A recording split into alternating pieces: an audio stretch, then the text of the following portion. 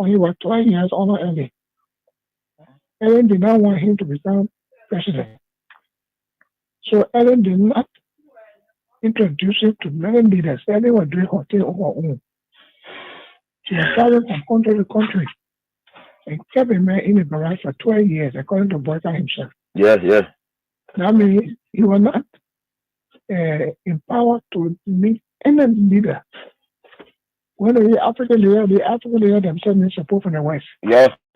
And the government need to really invest. The people like you that get the type of structure.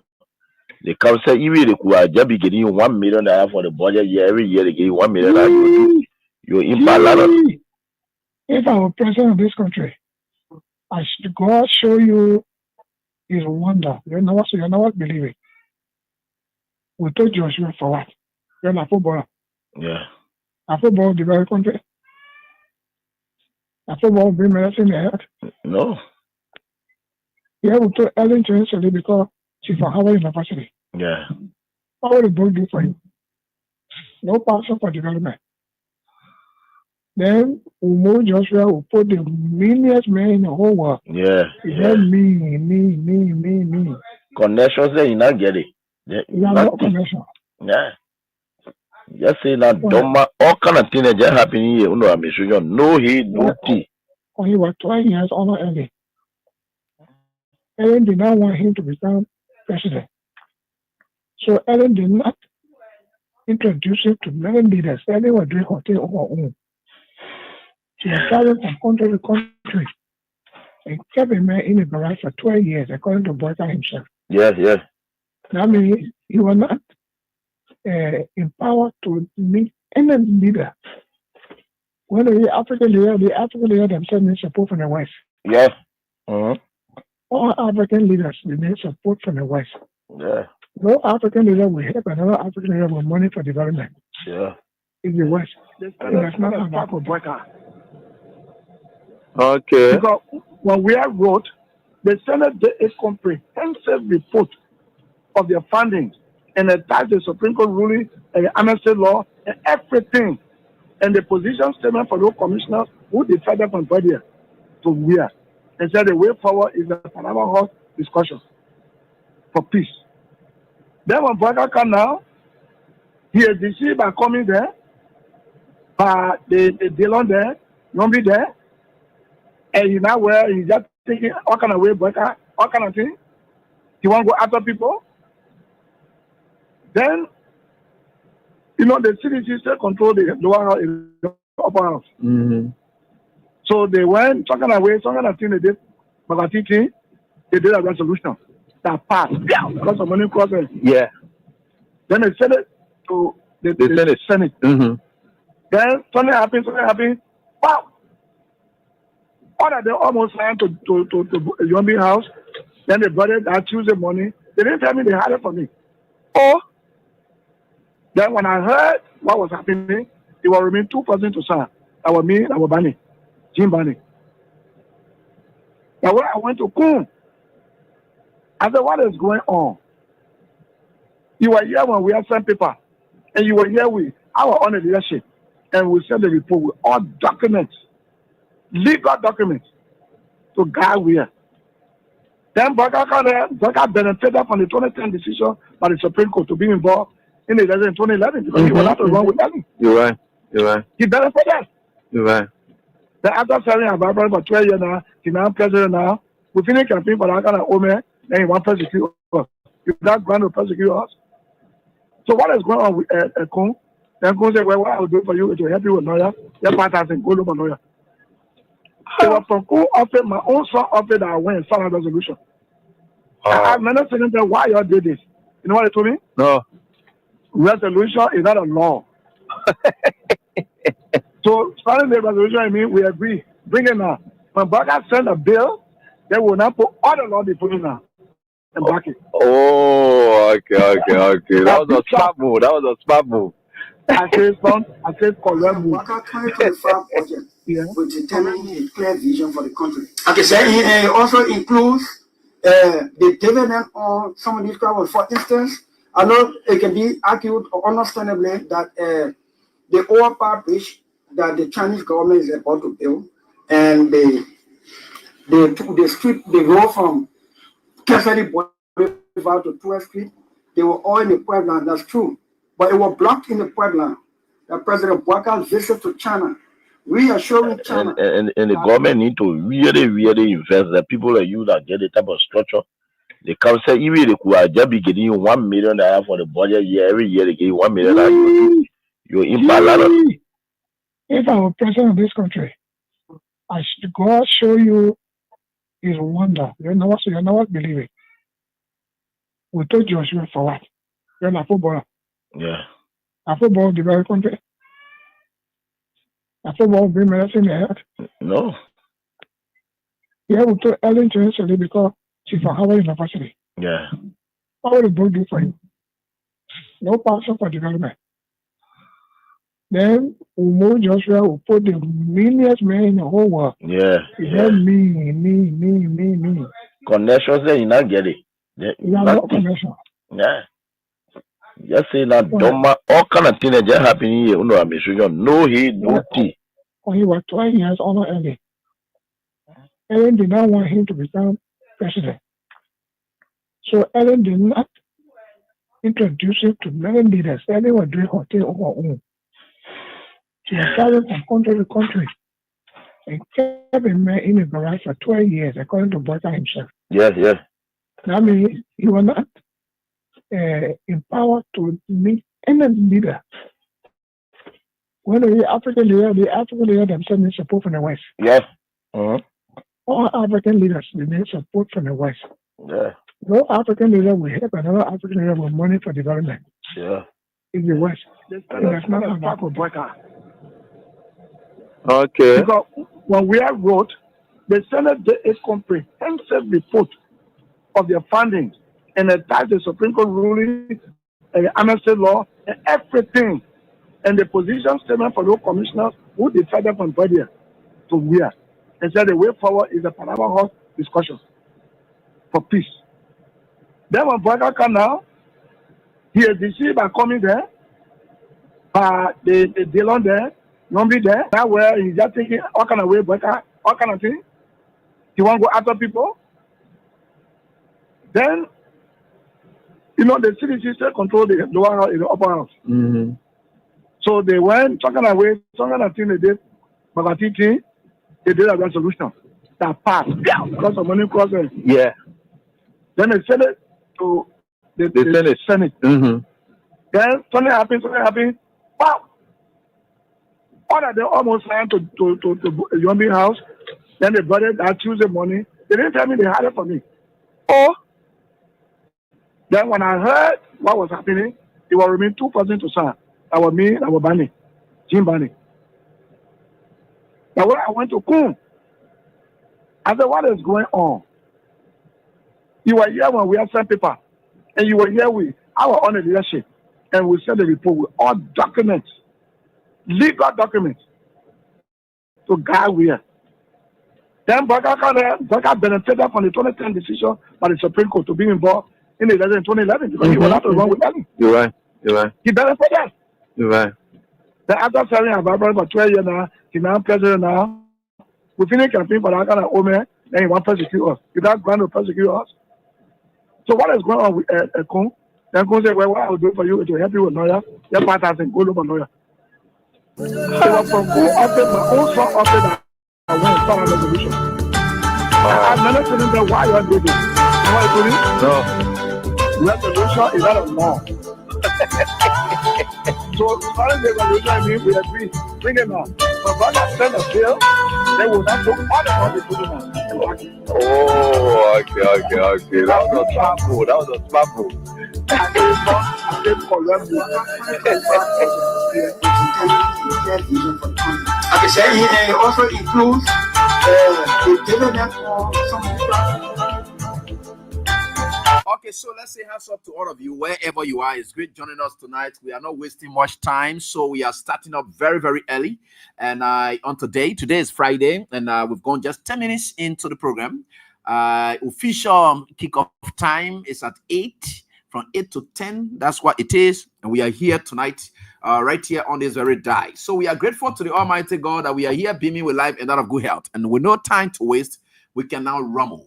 So welcome to the program, Face the Issues. My name is Cyprian Godsend, and I'm right here with you on this program on Kings 88.5 FM. And other community radio stations across the country, and by extension in your communities, where people put outside their loudspeakers and to share with community members the vital information we do share on a daily basis. So we are grateful and thanks to all of you for everything you do. And today is Friday, and as upon Friday and so forth, yeah, that is what we're going to be doing, because Liberia's issue is not one man's business. So we're going to have every one of us with like minds, people who have great thoughts and understanding the issues. Will always call you up so that you can now discuss issues on this platform, relate to your people, which is very important. So there is another brand of remaking or rebranding of Face the Issues, and we have diaspora figures who are very much eager, and they are very passionate about what happened in their country. Some of them have their own online platforms that they are doing everything to, so we can all come together and say, look, let us all share this platform so that we can share these brief moments together, which will be very much good for us. So we will have tonight, just in a jiffy, tonight we'll have two persons from the diaspora. Sometimes when you call on the show, you are talking, you think we are not getting your arguments. If your arguments are making, and of course, our people back home are making references to your comments and your positions, you always release them. We think it's important you come and join us on these platforms so that we all push our country's agenda forward. So on this Friday, I'm very excited. I'm very humbled. I'm very privileged. And to call for Liberians who are exerting their own efforts on their own ways. And these people are doing everything they can. Like some of you here, you bring your data and so forth, you are giving back to the country, getting nothing back in return. And but again, what you get is the satisfaction, is the forward movement of your country. So that's what you get. So tonight, we're going to have with us two of our Liberian brothers who are in the diaspora, very passionate about Liberia. They are going to join us tonight. So we're going to have Mr. Prince Sharif. Prince Sharif runs an online platform called the Honor the Palaba Hut, and he's going to join us tonight. We're going to discuss extensively throughout this show about activities evolving and key issues and running in our country. So we're going to be talking about that. And he's going to be joined by Mr. Malison Yadolo. Malison Yadolo is one of the vocal persons and, of course, understands Liberia issues as well. And from get some historicity of why we are where we are, what are there things changing around, but with vested interest. He hails from Nima County, and Sherry is going to be here with us as well to tell what is this area of regional alignment, because we have the northern region, the southern, though it's not too much a thing that we talk about in this country, too much about northern region and so forth. Yet and then, no, we don't talk about the south, the west, or south, or southeast, or so forth. Yeah, but again, these are things that play out in our election processes or in our body politics. And we are here tonight to discuss issues relating to our country. So the guys are here, and I'm going to put them on very, very, very, very shortly. And as we welcome them on stage, as they will now join us, we are going. It's going to be a tripartite stuff tonight. These are Liberians, and you're going to be hearing them out as to what they know about their country, what they think is happening to their country. So they're going to be ready. They are already online, and some of you are soon to be listening to them. And via radio, so you there. So we think with that, we're going to have an extensive and elaborate discussion right here tonight on this very day. We are grateful to have them, and we are all. It's not easy. That's not that we are talking about the things we just sit back, and of course they go on. But again, we are getting there. So let me try to open up, and they are here. So you can be playing your Friday jackpot cash giveaway, which is 20K. We're going to 25K. We're going to be giving out. Star 255. That's what we're going to be doing. And I still my son Winder has everything. He's still my son, don't worry. So we're going to be having it. So you can keep playing. It's star 799 star 25 hatch. So our guests are going to be with us, and for the last 15 minutes on the show, we'll be able to call you up, our winners. We'll be able to call you up. But it's now time that we'll usher in our guests on the show. We'll lay some premise and things, and they will be able to join in as well. But there are some things in us cleansing, and I cleaning will be able to do in the meantime. But again, here we are back home in Liberia via the internet. And of course, God has brought you guys back in Liberia, and of course, wherever you are. So we are grateful to the Almighty God. Hats up to you, Mr. Prince Sharif. Hats up, and how's everything with you, the honor, the Palava Hot Man? How's everything with you today? Oh, well, thank you, Brother Abi. I am grateful and I'm okay. We want to give God the glory, the Almighty Allah the glory for giving us another opportunity to be in Liberia by the magic of, technology. So I'm excited whenever I'm back home and I see this, as a privilege, and especially sharing a platform with someone like you who is very passionate about Liberia. All we can say is that, is a fulfillment of what God has promised us. That when we wash our hands, we will eat with kings and queens. So I see this as a privilege. And to my Liberian people who are listening to us from in Liberia and across the world, it is a privilege again. And let's do what is right. We encourage you to hit the share button, invite others, and turn up the volume a bit, in the Vera community on your Vera set, and let's have a wonderful time as we talk about Liberia. So we are privileged to be here. Thank you so much, Teacher Light, for the opportunity. Thank you. Wow, great. Thank you so much. Most welcome, my brother.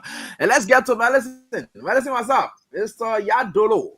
What's up? Yeah, thank you so much, AB, for the opportunity. And I also want to thank my brother, Prince. This is the first time he and myself meeting face to face on the biggest network in Liberia. The first time he invited me, I was on a podcast some part of last year or year before last. And since then, we have not had a kind of interaction. And the last time I saw him was leading our Liberian community in Philadelphia, carrying on a massive protest on behalf of our country. So, Prince Sherry, thank you so much, and I'm happy to be with you. Also, to our Liberian and listening audience across the world and by whom, especially to my Nibanians. We'll be touching base with Nima issue as well on the platform. Go to your radio, and you will hear our opinion on the issue in our country that affecting our people's life. So, AB, thank you so much for giving me the opportunity to share with you today for the first time on your platform, besides being a caller from Freedom Radio to Kings FM. Thank you. I like that, and I like that. And you just reminded me about Prince Sherry's latest effort that drew everyone's attention. And he was a serious embarrassment to your king's man, Jeremiah. And you hear hailing Prince. Man, who really embarrassed your man there? Why will you be here and telling us that Prince is a good guy? Jerry was certainly embarrassed. Yeah. He didn't embarrass him. He embarrasses himself. The fact that they were elected by our people gave them power, and they ran on the campaign promise of changing the lives of the Liberian people, that we were going to rescue, they were going to rescue their lives. Only to take the people's life to the worst condition, even during the 1990 days. So you think everybody is happy with them? The very people that voted for them are now denying them in Liberia. Some are categorically coming up and saying that they didn't vote for them, whereby they voted for them, because of that disappointment. I saw the video you played yesterday on your show, where the journalist went to Raditown Market and started interviewing the people. That's a disgrace. So for us to come here in America and we have advocated Prince to lead group of people to go and express their dissatisfaction against them, it's not a disgrace. He deserves it. They need to see the people that you guys are now moving the country in the right direction. The promise that brought you to power, you are not even close to it. You are taking the country in a direction that did not even exist on a charter during the rebel time. So they need to hear the kind of message that the kind of message Prince carry. So it was not a disgrace. I don't look, Prince AB, I'm not a tribalist. I always said it. I'm not a tribalist person. I don't believe in a tribalism thing. The only reason I voted for him my whole life was 1985 election of Justin Hebdo. But I did not do so on the basis of tribalism, because Justin Hebdo was a choice of the Liberian people after Bako was banned. Bako was a popular choice that could have won that election. When Doe banned him and Justin Edo appeared in a political space, Bako supporters and all sympathizers, they went to Justin Edo. Ellen Jones said he was a funny member of Action Party, Liberian Action Party. That's the only thing I have voted for. Send any elephant now voted for any Nima citizen. That shows that now a person who believes in tribalism.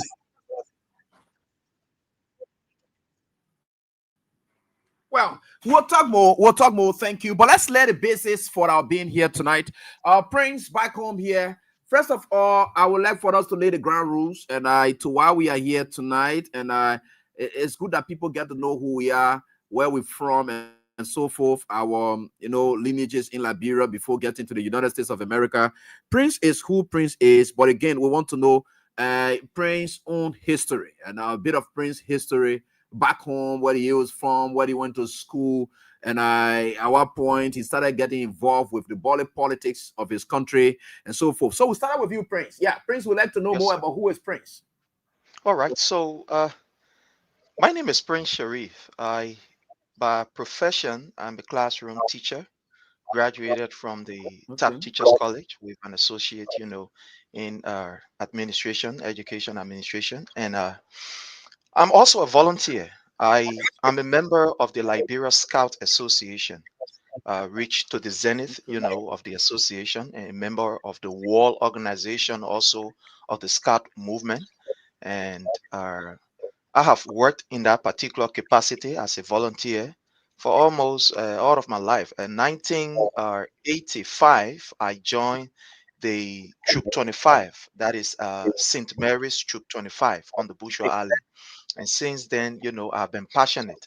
As you may be aware, the Scout Association is a volunteer institution that help to train young people and build the capacity, of young people in peace building, community service, etc., etc. So all of my life I have been there. And, in high school, I took up the passion to become, a classroom teacher. And immediately upon my graduation, I enrolled in the African Methodist Episcopal University, and I was also in the Tap Teachers Training College where I graduated. But unfortunately, because of our matriculation to the United States of America, we could not complete, our course at the African Methodist Episcopal. During our senior year, we have to, travel here to the U.S., where we actually, abandon the struggle there, our academic sojourn at the African Methodist Episcopal University. But I hail from Grand Cape Mount County. I am a Va Mende by tribe. And, throughout my life, I have lived on the Bushra Island, Jamaica Road. I refer to as, my homeland, if, it's so dear to me, Jamaica Road. I live in Town also, and I live in Town. I live in Corway, just on the Bushra Island, and I was born right on the Bushra Island. That is, into a farm. Basically, I was born right in Nukuta. Yeah, the way I was born. So all throughout my life, I've been so passionate about helping people and trying to see how best I can contribute towards my nation's development. So along the way, we've been trying our best. Politically, we got involved in the politics of Liberia in the year 2020. Actually, back in 85, 1986, 1987, we admire the late president. May his ashes rest in peace. His Excellency, the late President Samuel Kayando. I remember most of the time when he's traveling, we will run from all the way in Town there and run on the road where when he's passing with his convert and you see, he will be waving. So we, as kids, as young as we were, once we hear that, oh, he's passing, because I used to live, in the yard where we had an ex-SS officer. So most of the time, I don't know, but when he's passing that way, especially to that Douala way, coming back, we'll always get the signal and we'll run from in there and stay on the road. You will see everybody waving, hey. So, I just grew that passion, for, serving my country. And I always dreamed about one day I wish to have the opportunity to serve my country in whatever way. So, coming back to the 2000, I got really glued, especially to His Excellency President Dr. George Manuel, because I live in Town where they have the Good Guys Association. and one of the head was a Manny George, who is actually, here in the US and served as one of the first coordinator of CDC. So at the time, living in Lokintown, the Good Guys Association, to some extent, we were there, just speaking in the area and trying to associate with them. It was when, His Excellency President Dr. George Manawia at the time, the soccer star was introduced, where he even carried on a project in Lokintown, the road project. He was the very first individual that carried on that particular road project there in Lokintown through the Good Guys Association. And since that time, I've been glued, to him. And I also had a friend, a big brother, who is the late Coach Pamping. Most of the time, I used to be around him, so he would take me sometime with him. And I was privileged once, to see His Excellency in Lokintown when I was with the late Coach Pamping. So since that time, I just got glued to him. And when the political institution, that is the CDC, was established, we've all been with the CDC. But because of my association at the time and the institution that I was working for or volunteering for, did not really give me an opportunity to kind of like come up boldly to associate with a political party. So we were there supporting the political institution from behind the scene. And since then, the CDC has been the only political institution that we have associated ourselves with and continue to contribute. So that's what about me. I'm a father also. I am blessed with about 5 girls, children, just also girls. I'm so blessed, Wow. girls, children. Yeah, five Yeah. girls, and that's where I am. Back in the US here, I also I also serve, as a security person. Yeah, serve as a security person. And I do a couple of other jobs, and here to sustain ourselves. But that's who we are. Thank you for the opportunity. Well, that's great. That's great. And of course, I think that's quite fantastic. Let me say happy holy month of Ramadan as you go through these hectic periods. It's Yeah, not I'm a easy. Christian anyway, but I have family members who are Muslim. Yes, Ah, yeah, I am a Christian. I'm right. And by the way, I'm a deacon. I'm a Okay. deacon in the Church of Pentecost. A deacon, yeah, a Oh, the church presiding of deacon. That's good. Yeah, the Church of Pentecost, a You are presiding. the, Before coming you to are, the you US, yeah, before coming and to you the guys are US, the I sincere served church as people. a presiding deacon, in Flanton, almost like one would say local pastor. So, yeah. Okay. All right, great. And medicine, yeah, let's hear from you, the old man. Thank you. Smelling Singh Yadru from Nima County, District Number 8, residing in New Jersey, USA. Born August 12, 1966 in Yekepa, Nima County.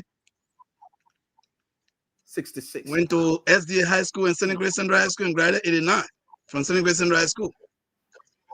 Passed University Library entrance 1990 while making the process, going through a process to enter UL. The Civil War escalated, and here we are. I lost 2 biological brothers, one woman children in the Liberian Civil War, which compelled me to undertake a responsibility that I was not prepared to take, taking care of my late brother children, my old man and younger brother and sister. That kept me down in Liberia until after the 1997 election. I had to move to Habel Firestone, sought employment with Firestone, had employment with Firestone, worked for Firestone for 9 years, from 1999 to 2008, won the diversity of immigrant visa and travel to the United States of America. But while in America, I went to a technical school, Everest Institute, and obtained a diploma in electricity. I'm a career electrician in the United States. I worked in that field for a few years.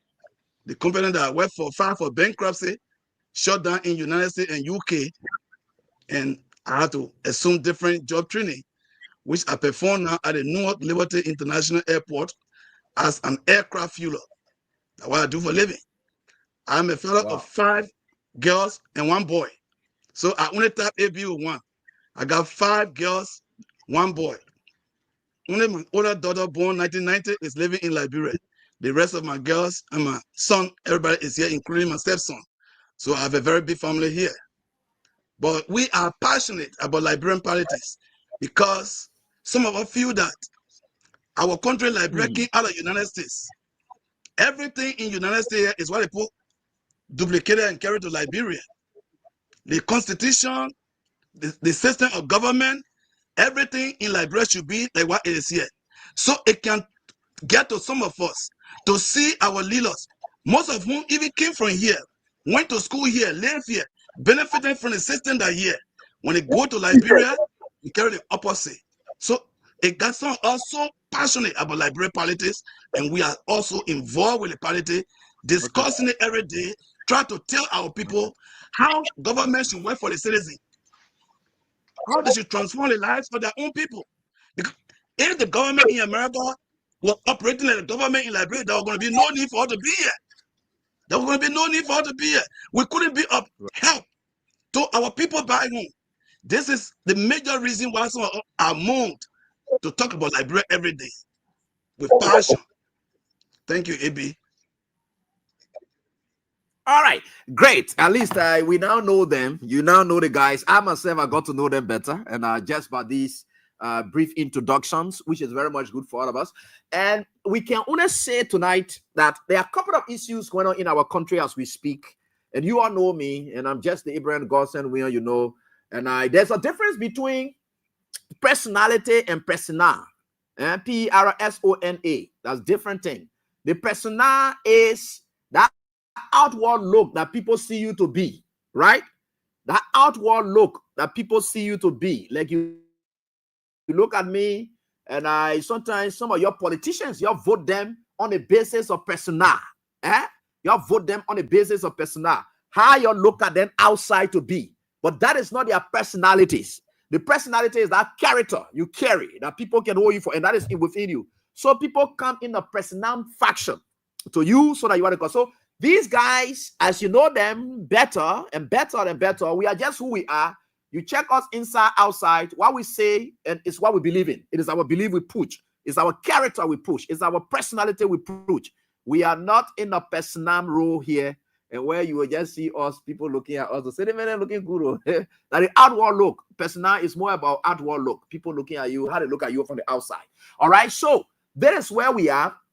And we are very grateful that we are here tonight. Couple of things are unfolding in our country and things are not okay. So you can know from show that where we are struggling. That's why some of you see, oh, come here, will tell you, say the cash give away, and you see us struggling and giving up for the water. That's the only way we can give back to you is the money we generate, we give it right back to people so that they get it. It's just it. You win back. Your own money you play with, you get it right back. There's no extra money anywhere. So we are here tonight again. Today is Friday, and the star 799 star 25 hash. And you get 25,000 as per the draws we'll be doing tonight. So start playing now. We'll do the draws along while our guests are talking. We'll be doing the draws in the back. So keep playing, keep playing. Some of you will be able to get it, and not all, but get be that lucky person, be that lucky winner in the game of chance that we intend to play. And Josephus' mother is telling Yadoro to call him. I don't know for what reasons, I don't know. But again, he's following, and you will be able to follow it live as you see it. So we are here tonight. Now, you may not be aware, and we are about to announce to you that strange things are happening in our country. Today, I was saying that, I don't know, they say Center for CO or whatever, they said they were honoring. Did they do honor? I still want to know from that body before I believe, because it is the police people that put it on their page, that CO honoring Gregory Coma. And I don't know whether they honor him for what he's doing or they invited him. I don't know. So I don't want to be too quick to say what CO did. So Gregory Coleman show up today, but Gregory Coleman showings, it just show how. Okay, so and thanks so much, Sam Andrew. So they said they honor him for his services. Now, Gregory shook the entire town today, parading the streets with police, blocking the main streets, as though he's the lone man moving all over the place. That's sheer arrogance. Now, these things are coming up, and to find these guys who sit at these attire centers and they believe that by hailing people who need recognition, you can see from Gregory's postures that he's somebody who's craving for recognitions. He wants to be known. He wants to be seen in the wake of the brutalities that are going on all over. But he blocks the street. Nobody got problem with any organization going to heal anybody or crediting anybody. We don't have time for those. It's their business. Who they want to give credit to, it's up to them. You saw Nemo, and Nemo said, Joseph Walker, people then there. And I started hating at that guy ever since Eli Jawlo and team. I knew they were not up for seriousness. So these bunch of people, whoever anybody wants to credit, that's your view. But the Liberian people have their own views. Your views are not going to in any way shake them off for them to say, oh yeah, this is why it is. So any organization wants to give credit to anybody, it's up to them. It's up to them. That's their business. But for Gregory's arrogance and showings today, it want to demonstrate something else. And people have to be stopped in the traffic. Traffic have to be redirected because of Gregory Coma was going the street. Now, that's why it is. But these things are showing great signs. And our country, things are no longer to normality. In the West, where people are, you don't see police RG moving, say, you know, what are the police RG moving? In those instances, except Prince Sherry and Madison Yandodo, they are right here. They will be able to tell me more about what it is. As to the kind of sheer arrogance, where you have to deprive the movement of taxpayers to store them because one police RG is moving to a place to get maybe an award from a group of people. Well, maybe that's their choice of what they want to do. That's one thing that happened today. And I will look at that now. Surprisingly, your president left the country early this morning unknown to you. Your president left the country early this morning unknown to you. And there's some of the things that we're going to be discussing along tonight. And we'll get the take of our Melissa and that of our Prince on it tonight. Your president left the country unknown to you. It was today after we leaked it that the presidential press secretary had to use a press conference to announce to us that the president left the country on his own, on his private visit to Ghana. And we know president's wife had been in Ghana. President's wife had been in Ghana, and we understood she had not been well.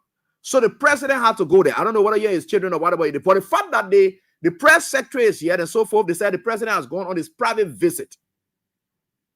The president has gone on his private visit in Ghana. So they are saying that now, we don't know what it is that he went for, but we know his wife is not feeling well. So he went on ASCA this morning. So we are saying that those are things that we'll be talking about. Why he had to leave in the faction he left. And I would think it was important that he informed us.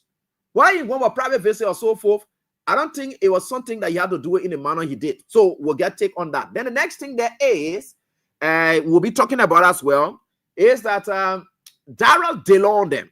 You will listen to their statements and the guys will get their own take on it. They have now acknowledged the level of lawlessness in this country.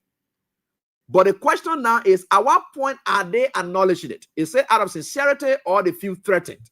But Joseph Boaka's lawlessness that's now crossing beyond any borders. It does not recognize anybody. It doesn't matter who's involved.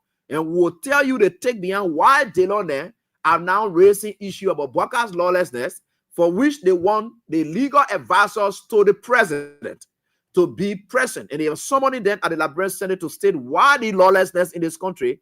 And he's calling that blunders. He's calling that mistakes. He's calling them blunder, whatever names they are giving them. But we'll try to look at all of those to see what the state of our country is as we speak. And other issues as well will be able to come up tonight. But again, like we said, you can keep playing your cash giveaway and we'll certainly get there. So let's kick the ball rolling with our guys here in studio and with us live. First of all, we'll also go into Nima County, and not to forget. And Jeremiah Combs did had an over about 2 hours or so forth a radio appearance today in Nima County that was shared across with his public endorsement of Samuel Koga for debate and to replace Senator Prince Johnson, the late senator, whom by all extension, by all known facts, Jeremiah Combs' attitude and conduct must have contributed to his early passing. All right, so we will look at all of that as well as we move on here tonight. And first of all, let's start off with the state of affairs of our country and where is our president, why he had to leave in the form and faction he left. But before we can go there, let me try to share with you. You listen to I want you to listen to our presidential press secretary as she. So let me just try to share with you this so that you can hear from our presidential press secretary as she tells us and what's the status and how our president has left.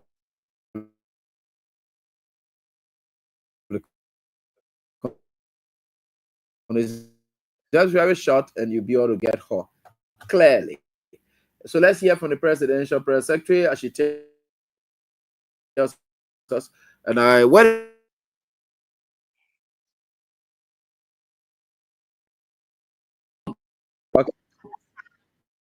public that early this morning,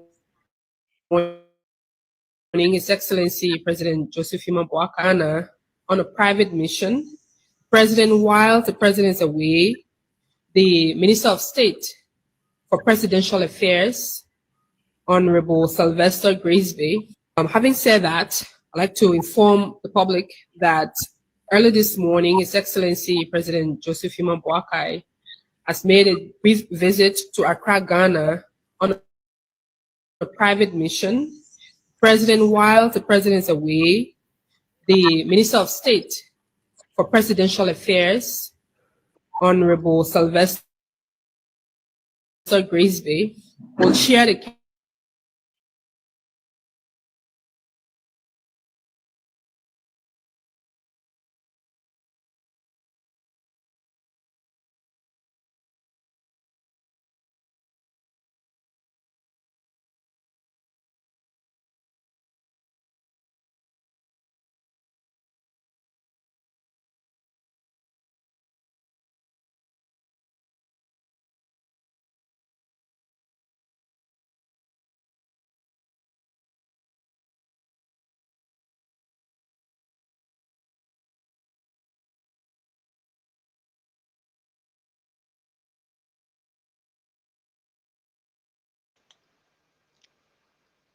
I think you are muted. You are muted, Avi.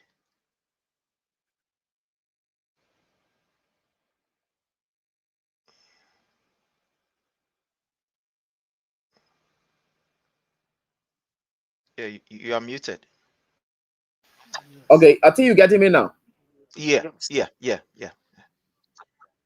We are getting you now. Okay, yeah. So, like I was saying, it happened hours after the president has departed from the country, unknown to the citizens. Then we're now hearing that from Kula Fofana that the president has left the country as though something is wrong somewhere. What's your take on that? Did you listen to her, first of all, while I was muted? Did you listen to her? Did you get her? Yes. Okay. So we can get your takes on those. Yeah, we can get your tips on those. Well, thank you again for giving us the opportunity. Again, fellow Liberians, we want to say thank you so much and kindly share and invite as many friends as you can invite that we can have this discussion and interact with us in the comment section also. Thank you. It's scary, especially taking into consideration what is happening in the world and with Liberia to be specific. As you may be aware, the president is the head of state and he represents the government of the Republic of Liberia. So at this time, for Mr. Boyka to nicodemously leave the country without any information, I think it is scaring. And the reason why it is scaring is because it has also a security implication. Let's put it this way. What if, because he left already before we were even informed as Liberian about his departure. Now, what if anything was to happen while he was on his way? What happened to us as a nation? What happened to our own government? Knowing very well that this man is not really, very well or very fit in health. So if anything was to happen, now what will the executive mansion be telling us after he departed from the soil? And then you coming back now to tell us that, the president is not here, he's going to Ghana. I think it is unfair to the Liberian people. The second issue we look at is the financial burden that it has caused on our country. For each time Mr. Boyka travels, there is a lot of finances that is attached to his travel. With the exception of he going on plane, he has to take with him, medical professionals. They have to take, into consideration his health and etc. So for each time he leaves Liberia, it's nothing less than 500,000 plus that he is spending. Nothing less than 500,000 he is spending. So for him to leave to Ghana, and all of us know why he's leaving. He's leaving on a health, to go and see how his wife is coming on, the mother, Katume Boyka.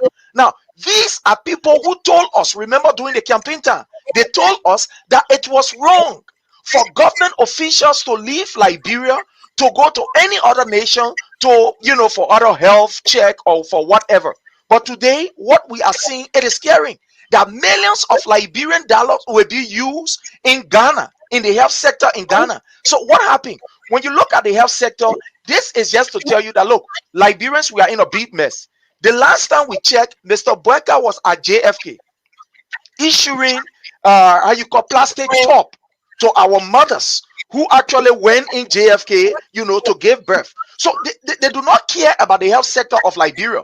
All they care about is the health sector in other countries. And that's the reason why these people, they have no mind, they have no intention, they have no goodwill to be able to build the health sector or to be able to allocate fundings to the health sector.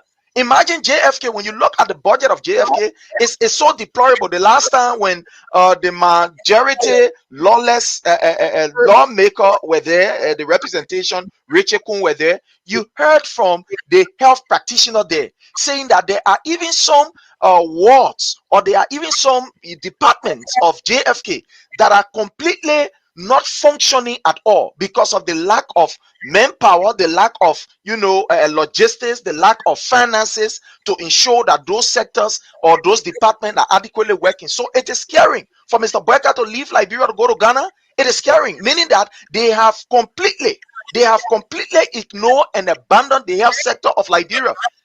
It's something that every Liberian should be afraid of. Let's take into consideration how much is going to be spent there. Every time the First Lady of the Republic goes to another country, especially to Ghana, do you know how much of our taxpayer money that have been spent in Ghana?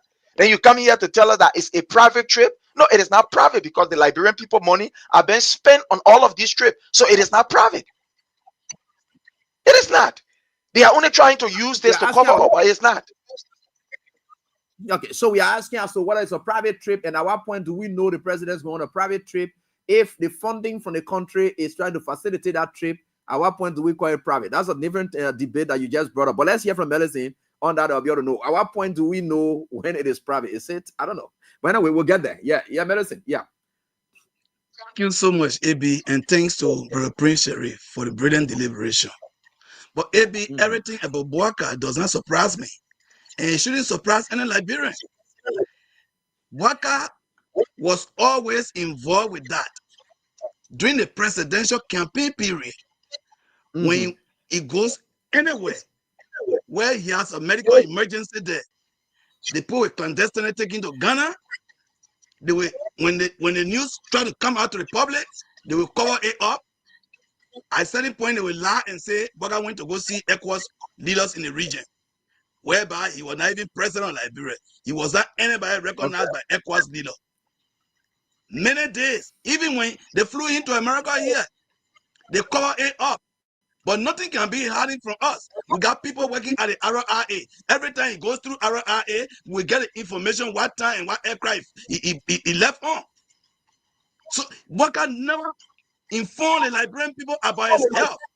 In the United States where we live, even if a malaria catch the president, American people have to know, because it is their money that are going to cater to you. And you're being president.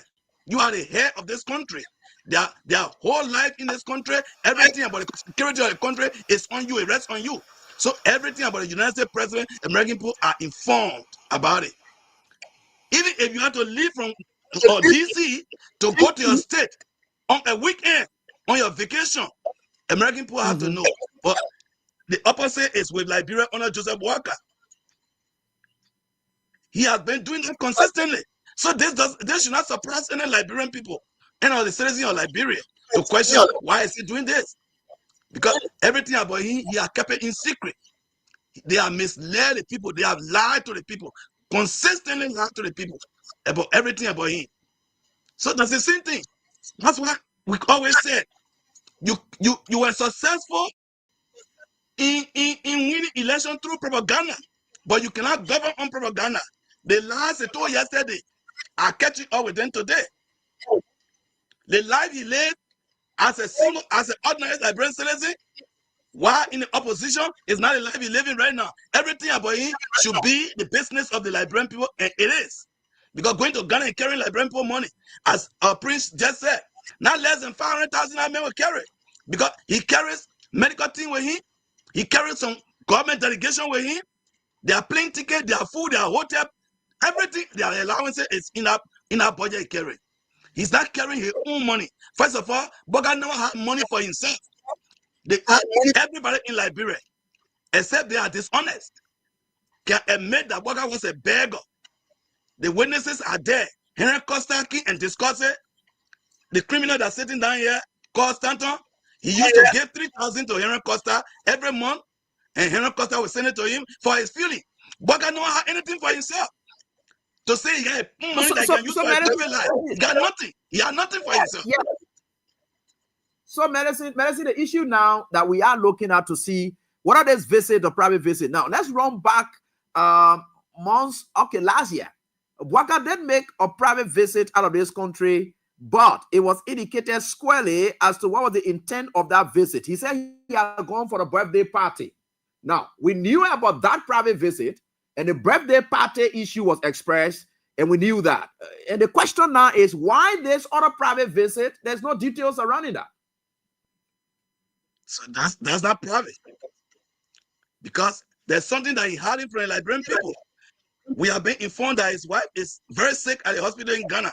And just to Prince Sherry point, these people are wicked to our people. The money they're taking to fly aircraft, to go and pay to other country hospital, some money can improve the health sectors in Liberia. I'm told that the budget they just passed, the so-called majority black pass, the entire Grand Guinea County health system carry 25,000. Can you imagine that? 25,000. My own personal car insurance coverage that on my car in America is 100 times more than that money. My car insurance coverage is 100 times more than that money. So a whole country health system, the hospital, you will allocate 25,000 US there, but you have a purported speaker that we are told his budget is $5.8 million. It's a thing affecting our country and keeping our country like this today. If you came to power, that you came to transform the country, you came to rescue the country, revamp the health system. The health system is a major crisis in Liberia. Okay, so some of our viewers are also making comments, and we'll tie in these comments and then put it to you, our guests. And of course, let's just hear from something. I'm just reading here from Prince Sien and Aquina, who says this. He said the situation you describe raises serious concerns about transparency, accountability, and trust in government. When the leader travels without informing the public, it can lead to speculation, mistrust, and feelings of disconnection between citizens and their government. Here are some reasons why this can be viewed as quite problematic. One, transparency. Citizens have the right to know about the movements and activities of their leaders, especially during times when political stability or security, I think it ends right there. And we can want to say that. So, Prince, you were able to raise the issue about private visit and public. At what point do we now see these public officials going for private visit? At what point do we see their movements as private? Well, like I said from the beginning, I think it is unfortunate, and the Executive Mansion Press Bureau needs to do more, because all we are seeing is how, lies continue to persist, especially at this kind of higher level. The last time, like you rightly stated, Mr. Boyka went on a wedding. Even though that was a wedding, but we were informed. The world was informed. Liberians all over the world, we were informed that, look, Mr. Boyka is going to this wedding, XYZ. At least to some extent, we were given detail, as it relates to his own travel, because he's living from one country to another country. And like the issue that this particular, commenter raised. Now, we live in a world where you cannot divulge the issue of security threat when it comes to terroristic activities. You cannot divulge it. So it is very, very important. There's the reason why even here in the US, when any official is traveling, there are adequate information to make what we refer to as adequate security preparation, because you can never tell. The world now that we live in is so, one would say, terrible, that these people are all over. These people are all over. You cannot resist their presence in any country. So for a president to leave from Liberia without adequate information, I think it is unjust to us, we the taxpayer, and there is a need for these people to be able to tell us. It is unfair because it raises so many issues. Number one, it tells us that our nation and the people who we have given responsibility to be able to serve us, they are not sincere in disseminating information to us. You cannot give us a haphazard information. These people must understand that we are their employer. We employ them. And so therefore they are answerable to us. I remember yesterday, we were told by this same old Unity Party that as far as they are concerned, or Liberia is concerned, there is nothing like privacy when it comes to the presidency. That every move the president made, that the Liberian people must be informed, to the extent that these people held President Weah feet to the fire and said nothing about the presidency was private. But then why is it that this time that these people are brave enough to use the taxpayer money to come up and tell us through a press conference that it is a private visit? What is private? What is private? When we are paying him every day that Joseph Newman Bueka spends out of the country, it is money that we are spending for his security, for his lodging, and etc., etc., especially the first lady. Look at what is happening with the first lady. She has been in Ghana for almost about a month now. Who resources is being spent in Ghana? It is our resources. A money that could be, let's say, a portion to the health sector. A money that could be sent all the way to Generene there in the private school. A money that could also be sent to the hospital there in Bapolu. But you are using that money. Do you know how much it's costing us? The pinch. And there's a government that is crying that, oh, well, you know, we must brace ourselves. I'm listening to Augustine Peye Gafuan saying that we must brace ourselves, you know, for what is about to happen in terms of the global shock that we have received from USAID.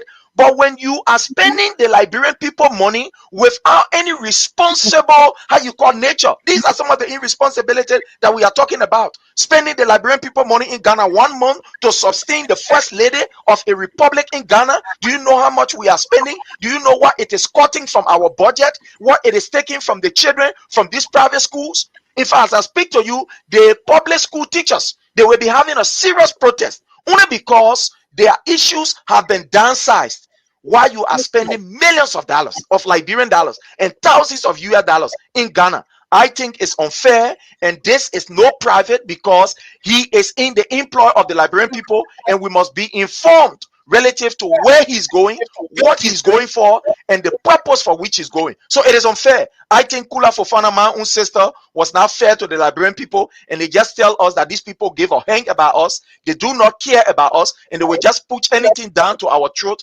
because we are people that maybe do not force them to hear what are the facts. Here in the US, when our presidents are even going on medical, let's say, whatever, they inform us. Remember the former president Joe Biden, even his private, what you would call it, doctor, we are aware. Whatever that is done, especially as it relates to his health, we as immigrant or people who live in the States, we are adequately informed because we judge these people's performance based on their health situation. And we all know when the wife is sick, one way or the other, Mr. Brecker will not be in his right mind because his wife isn't there. So it also affects the governing process of our country. So saying that it's a private, I think it is unfair, teacher. Like it is unfair to the Liberian people. Yeah. You guys are putting it just right, and you guys are stressing on informing people. Now, the question raised now is: can the president or can a president have a private visit? Can the president have a private visit? And if it is true that the president can have a private visit, at what point? Because we are talking about Kula informing us hours after he has departed the country. And normally before the president travels, there is a post that is made to tell us that the president will be traveling today. In fact, in Kula's own activities, when the president will be going to so place to go, the e-mansion website will tell you that the president is expected to dedicate this today. The president is expected to go to ministerial complex today. The president is expected. That expectation is supposed to be in the know about the movements of the president. Now, that's local. For an international trip on the part of the president to be done, and it's done after the fact. I mean, after the fact that the president has traveled, does this in any way impede anything such as something strange that the president or the presidency does not want for the first family, don't want for us to know about, for which the president has gone and he expected to be back on Sunday, and whether it could be about his wife, and of course he's a subject of ailing, condition as well. So where do we place all of this? His wife or him? Where do we place all of this? What can we now deduce from this? Is it about his wife or is it him? To the best of my knowledge, based on my living in the United States president can get a private visit on his vacation, but it is local visit. That is, you live in Washington, D.C. to go to your state on a vacation. That's private. But the president of the United States, the 16 years I've been here, I have never seen the president of the United States take a private visit to a foreign country. It had never happened. I have never seen it on the news. I watch the news. Anytime I'm off, I'm home, I'm resting, I watch the news. That's my second job. I have never seen it. You cannot be making a foreign trip from your country to a different country called a private visit. You carrying the resources of Liberia. The trip is being financed by Liberian people money. So it is not a private visit. And taking a wife to Ghana, she is there at the expense of the Liberian people. How the money used in Ghana is coming from the Liberian taxpayer money, the Liberian people money. Why not improve JFK? Why not improve other hospitals, even the decent hospital UAE built in Bopolu? Why not invest more money there? It's a decent hospital. It could be a referral hospital. Why not take your wife there? When Nelson Mandela died in South Africa hospital. He didn't die in white man home in a hospital. Because it's still in hospital again in white man home. That's what they have in their home. They've made that for their citizens, their locals, to be able to have good healthcare system. The opposite is Liberia. The government officials are the ones that can travel to foreign countries to get better healthcare, while the ordinary citizens die from curable diseases. And this report that said they came to rescue Liberia. Is this in any way connected to rescue? There's nothing connected to rescue. Look, JFK is very, very desirable. When you see it, your tear can run down JFK. Certainly. And of course, let me just get to Prince and on this, then we'll be able to transition and to Dylan's stuff and their statements from the Senate. Let's see the sincerity inside and what's chasing then. Yeah, let's hear from you quickly on this one. Because I was still concerned about this issue about private. Can the president be on a private trip? And Prince, your take on it. I just want to get that. I think looking at the nature of what is happening, especially with the speculation that have been going on, I think this is not private. This is not actually private. The reason why it is not private is because, one, the president traveled to another country. If it is anything that Liberians should be less concerned about or should be more concerned about, should have come from the very beginning. But all of us know that from the beginning, there has been this speculation of, the First Lady health not in good condition, and she was sent there by the Liberian people resources. So this is not private. It is private when maybe he's on his vacation trip, that is in Liberia, on his vacation trip. But as far as we are concerned, it is not his vacation trip. It is not. Because if it is a vacation, we will be informed. I mean, Liberian will be informed ahead of time that, look, the president, is taking a week or is taking a month, on a private visit or a private trip or whatever. But you cannot do it clandestinely while you are already in the air or already in the ground, because you have been pressurized by people to know where their president is. And let me say that as we speak, we do not even know whether the president is even in Ghana. Whether he has been kidnapped, we do not know. It's of security concern. We do not even know, because we, the Liberian people, should be concerned about the safety of our president. So right now, we do not even know whether he's in Ghana. The executive mansion came up and tell us that it's a private trip. Now, how do we know?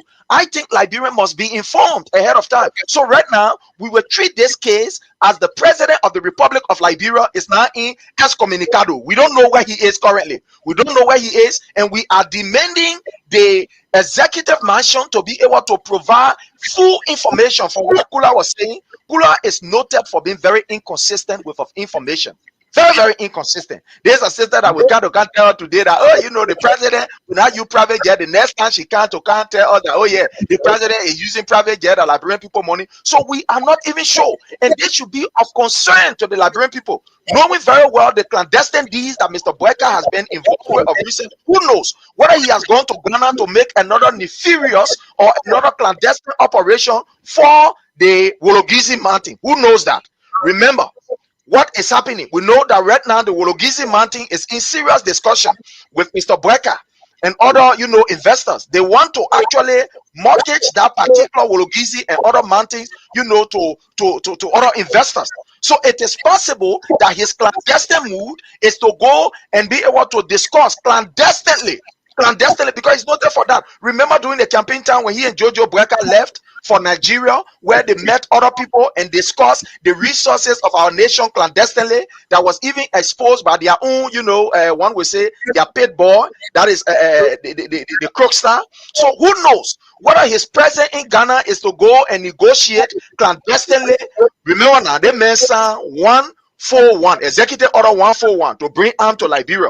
Who knows whether he is meeting with another company in Ghana to be able to bring arms in our country to come and sell, whether the investor is meeting with. So these people need to be clear. We don't know the whereabouts our president, whether he has been captured or whether he has been wherever he is in. We think they must be able to tell us, because the Liberian people money is involved.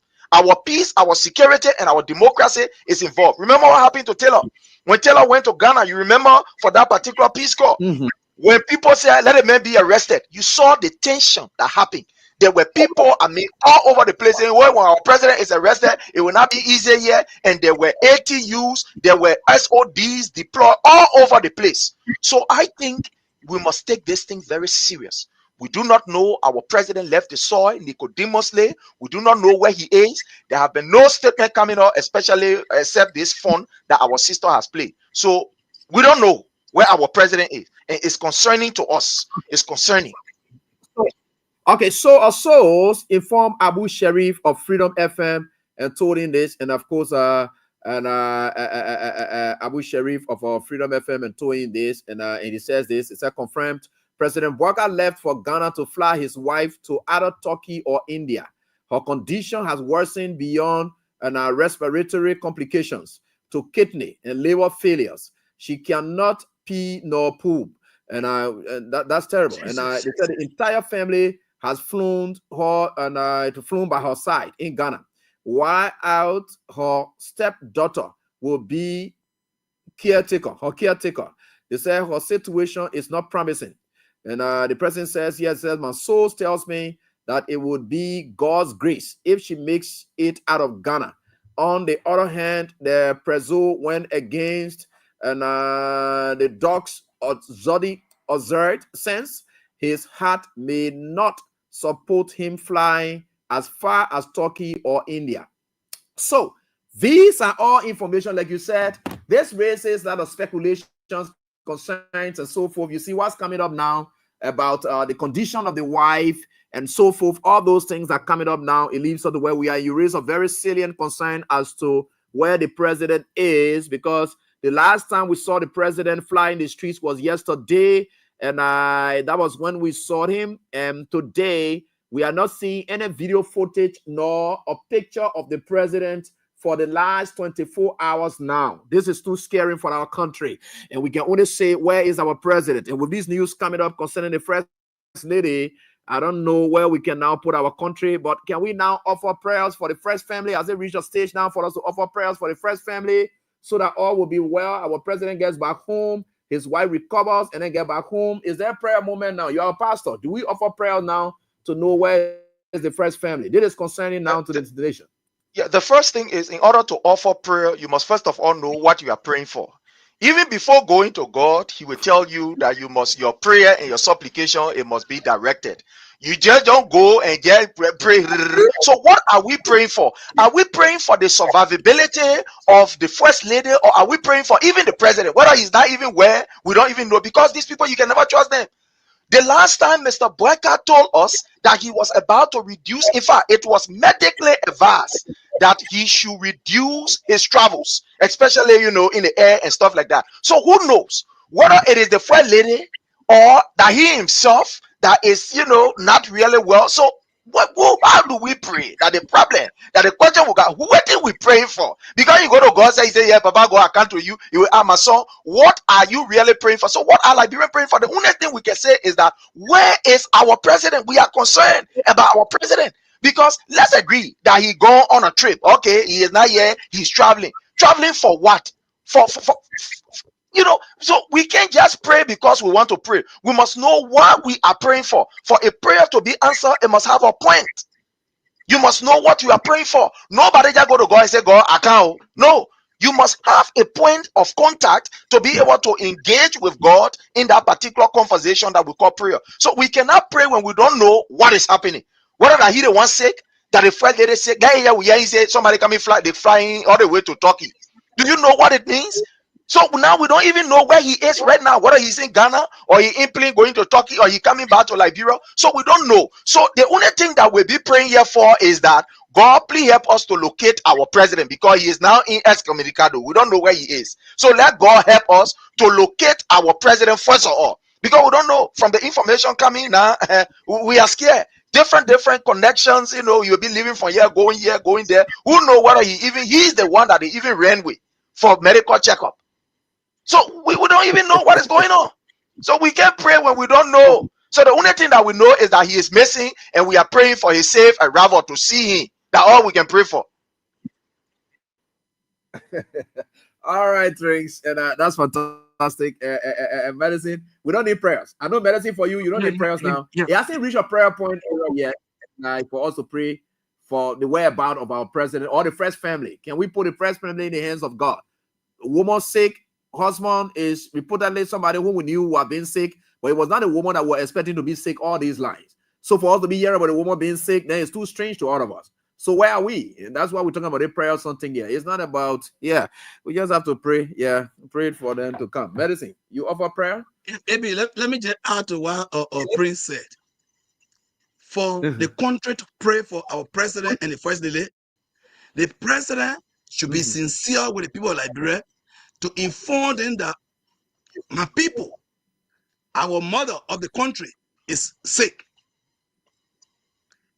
When I go to my church and I want my pastor to pray for me, I must submit prayer request slip. I can fill in prayer request slip and put it in the offering pan. Okay. And the thing I want the church to pray for me for will be specified on our slip. Has Waga done that? Waga has never informed the Liberian people that his wife is sick in a hospital in Ghana. Everything we're saying here, as one of the person who commented on the program today said, that if you don't tell people about the president, where he's going, citizens will start speculating. Everything we are saying here about a wife and him, we are all speculating, because he never officially informed the Liberian people that something is happening to him. That something is happening to him. He has never done that. Something is happening to his wife, Nina. He has never done that. So how can we pray for him? How do we pray for him? We don't know why we are praying for. We don't know what condition we're praying for. Why we want God to answer our prayer. Why? We don't know. So, because they are hiding everything from the Liberian people. They are hiding everything from the Liberian people. You cannot treat your country like that. You cannot be the president and keep your people unaware of everything about your life, because your life belongs to them. Your life belongs to them. He and his wife and children, because they are first family. I just don't know why. Will Liberian people will be praying for Boga wife? He never told them something is happening to his wife. Neither himself. For Liberian people to be in prayer with them. That's my opinion. Somebody could prove me wrong. If I go to my church, I gotta submit or pray or request to the pastor with my condition. Okay.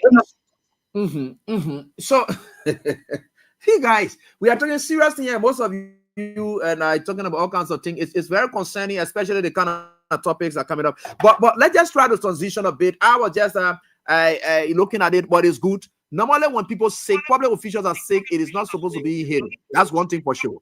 One insincere thing that Bwaka did to the country is to not inform us as to the whereabouts of the first lady.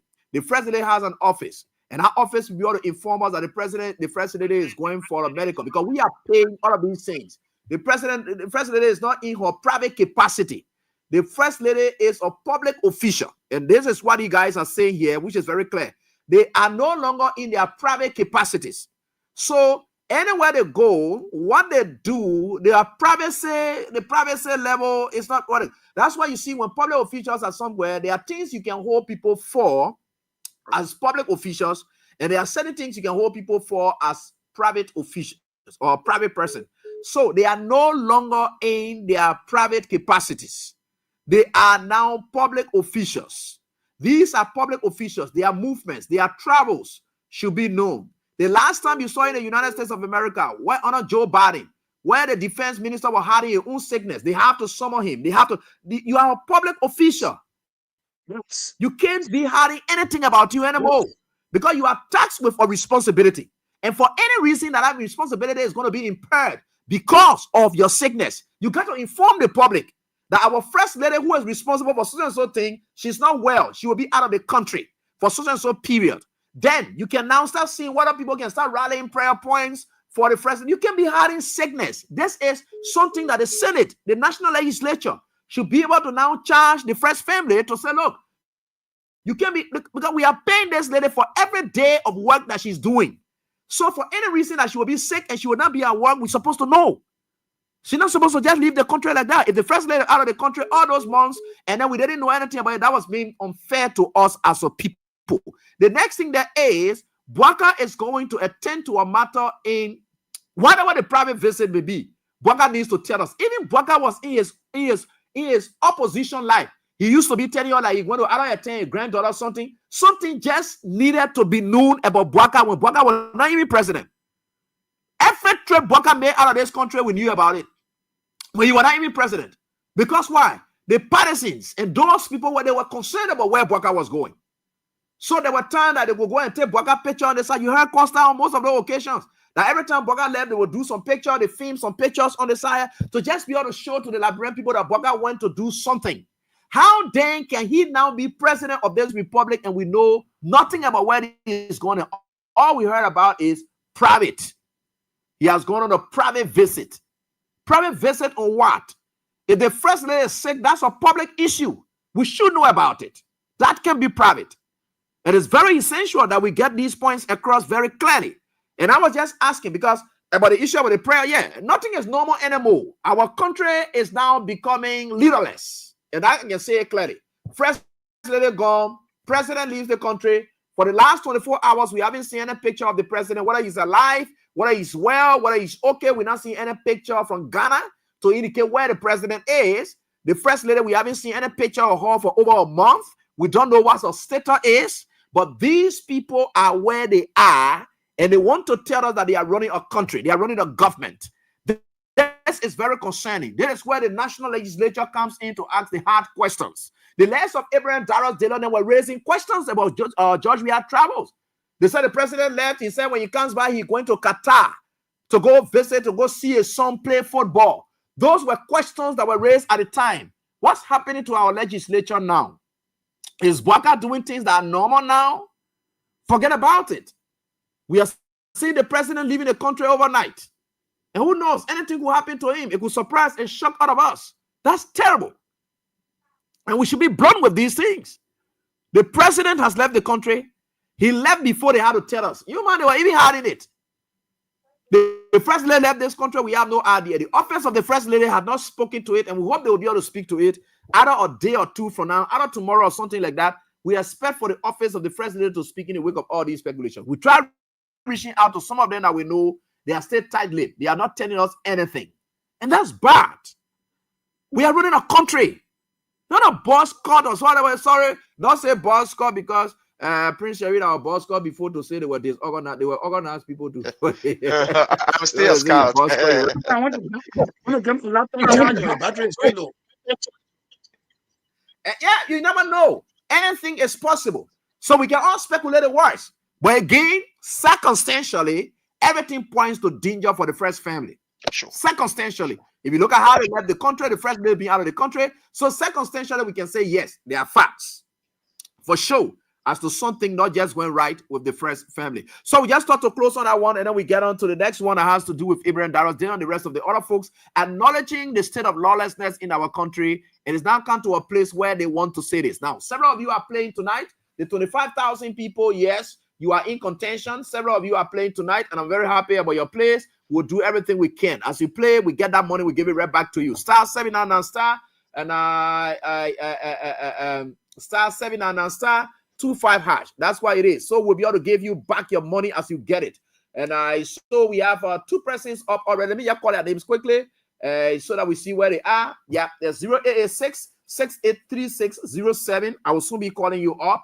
Get ready. 0887 733 232. I will be calling you as well. Keep your numbers on. But let's transition to what Abraham Darrow's Dillon said, which is very important for us to talk about here. And he's now joining in, and we'll tell you where they are coming from with all of this. And we'll try to lay some analysis about it, and so that we can tell you where we are as a people, and which is very much good. And you should be able to know these things. Scary things are happening in our country now. The president is nowhere to be found, nowhere to be seen, and nowhere to be found. That's our president. We can hardly see him as we speak. We don't know where he is as we speak, and we are talking about it. It's concerning for all of us. We want to know where our president is. Even George, we are in all his moments, they were condemning. He was always seen in places. He was never somebody that we could not see anywhere when he ever left this country. So it is good. And the guy is a terrible guy. But anyway, we are certainly getting there. So let's get on to this and share this one with you. And we are still waiting to see what will happen.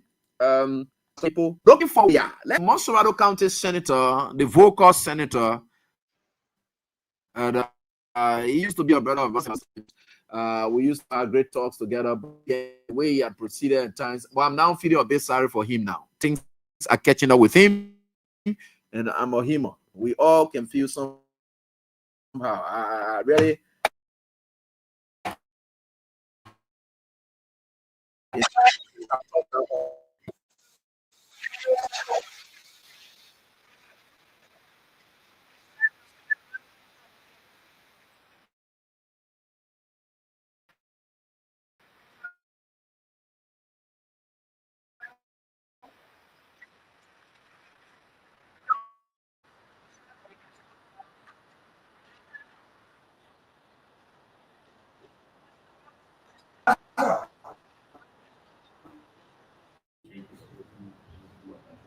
We need to deal with this president legal advisor. Let him know what kind of legal advice he gave the president.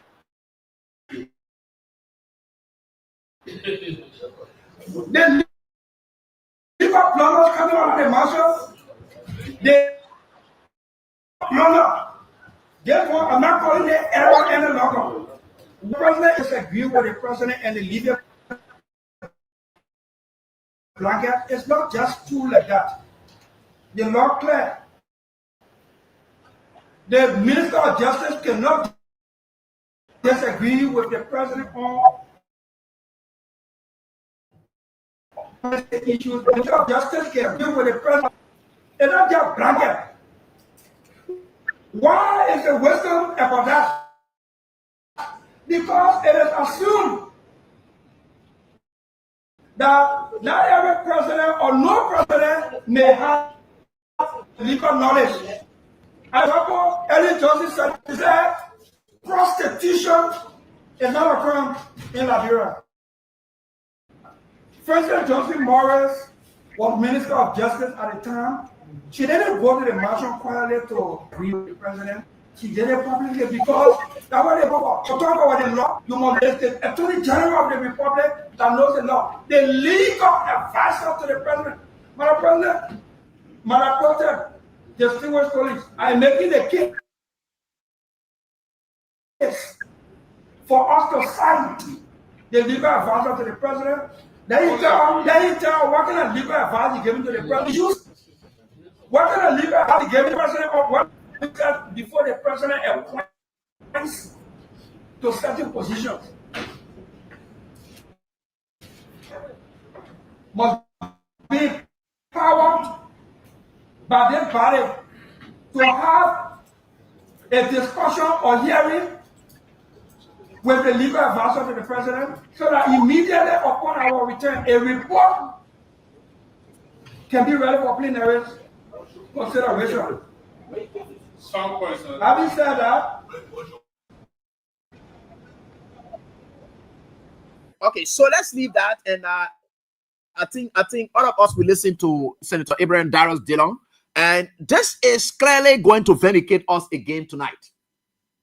Now, the lawlessness Joseph Boakai started, the legs of Abraham Darius Dillon, Nyomri Kanga Lawrence, the rest of the other folks, they were swimming in it because the lawlessness was benefiting their folks. Confirmations were not being done according to law.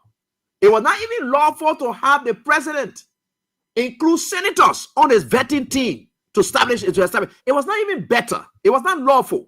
They allowed these lawlessness to happen. But let me tell you why Dillon then coming up now. And I don't know why Dillon repeatedly was calling Nyomri Kanga Lawrence, Madam President, he had to be corrected. Something is in their mind. Something is going on somewhere. But that was coming to light, right? But for Dillon then to be saying this, now let me tell you where it is coming from. The recent action of Joseph Yuman Boakai against Emma Mitier Glasgow. Emma is a friend to Nyomri Kanga Lawrence. Despite of being a sedition or so forth, and let me say not sedition, but of course a supporter of the WIA administration and so forth, she had been a friend to Nyomri Kanga Lawrence. You saw her last showing in attendance and at the Liberty Party program convention that was held. It was after that, immediately after that, I understood that Emma Glasgow was suspended. Now, that suspension is not going down well with Nyomri and that of Dillon then, because they are looking forward to building, blocks and many fences with people. And these are some of the resources for people that they will need, because Emma had always loved Nyomri. And she had thought that Nyomri will be there, Saint Nyomri is there, and with the kind of fight that people going on within the rescue mission associating with Nyomri, it will guarantee some protection. Because there's nothing about hard work like a meeting job for you. It doesn't matter. Whether you serve in the state or whatever, it doesn't matter. It's about who has your interest.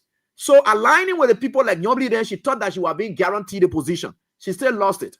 Now, so they can see that Boakai is now coming up and hitting at their interest. And they expect more of these kind of things.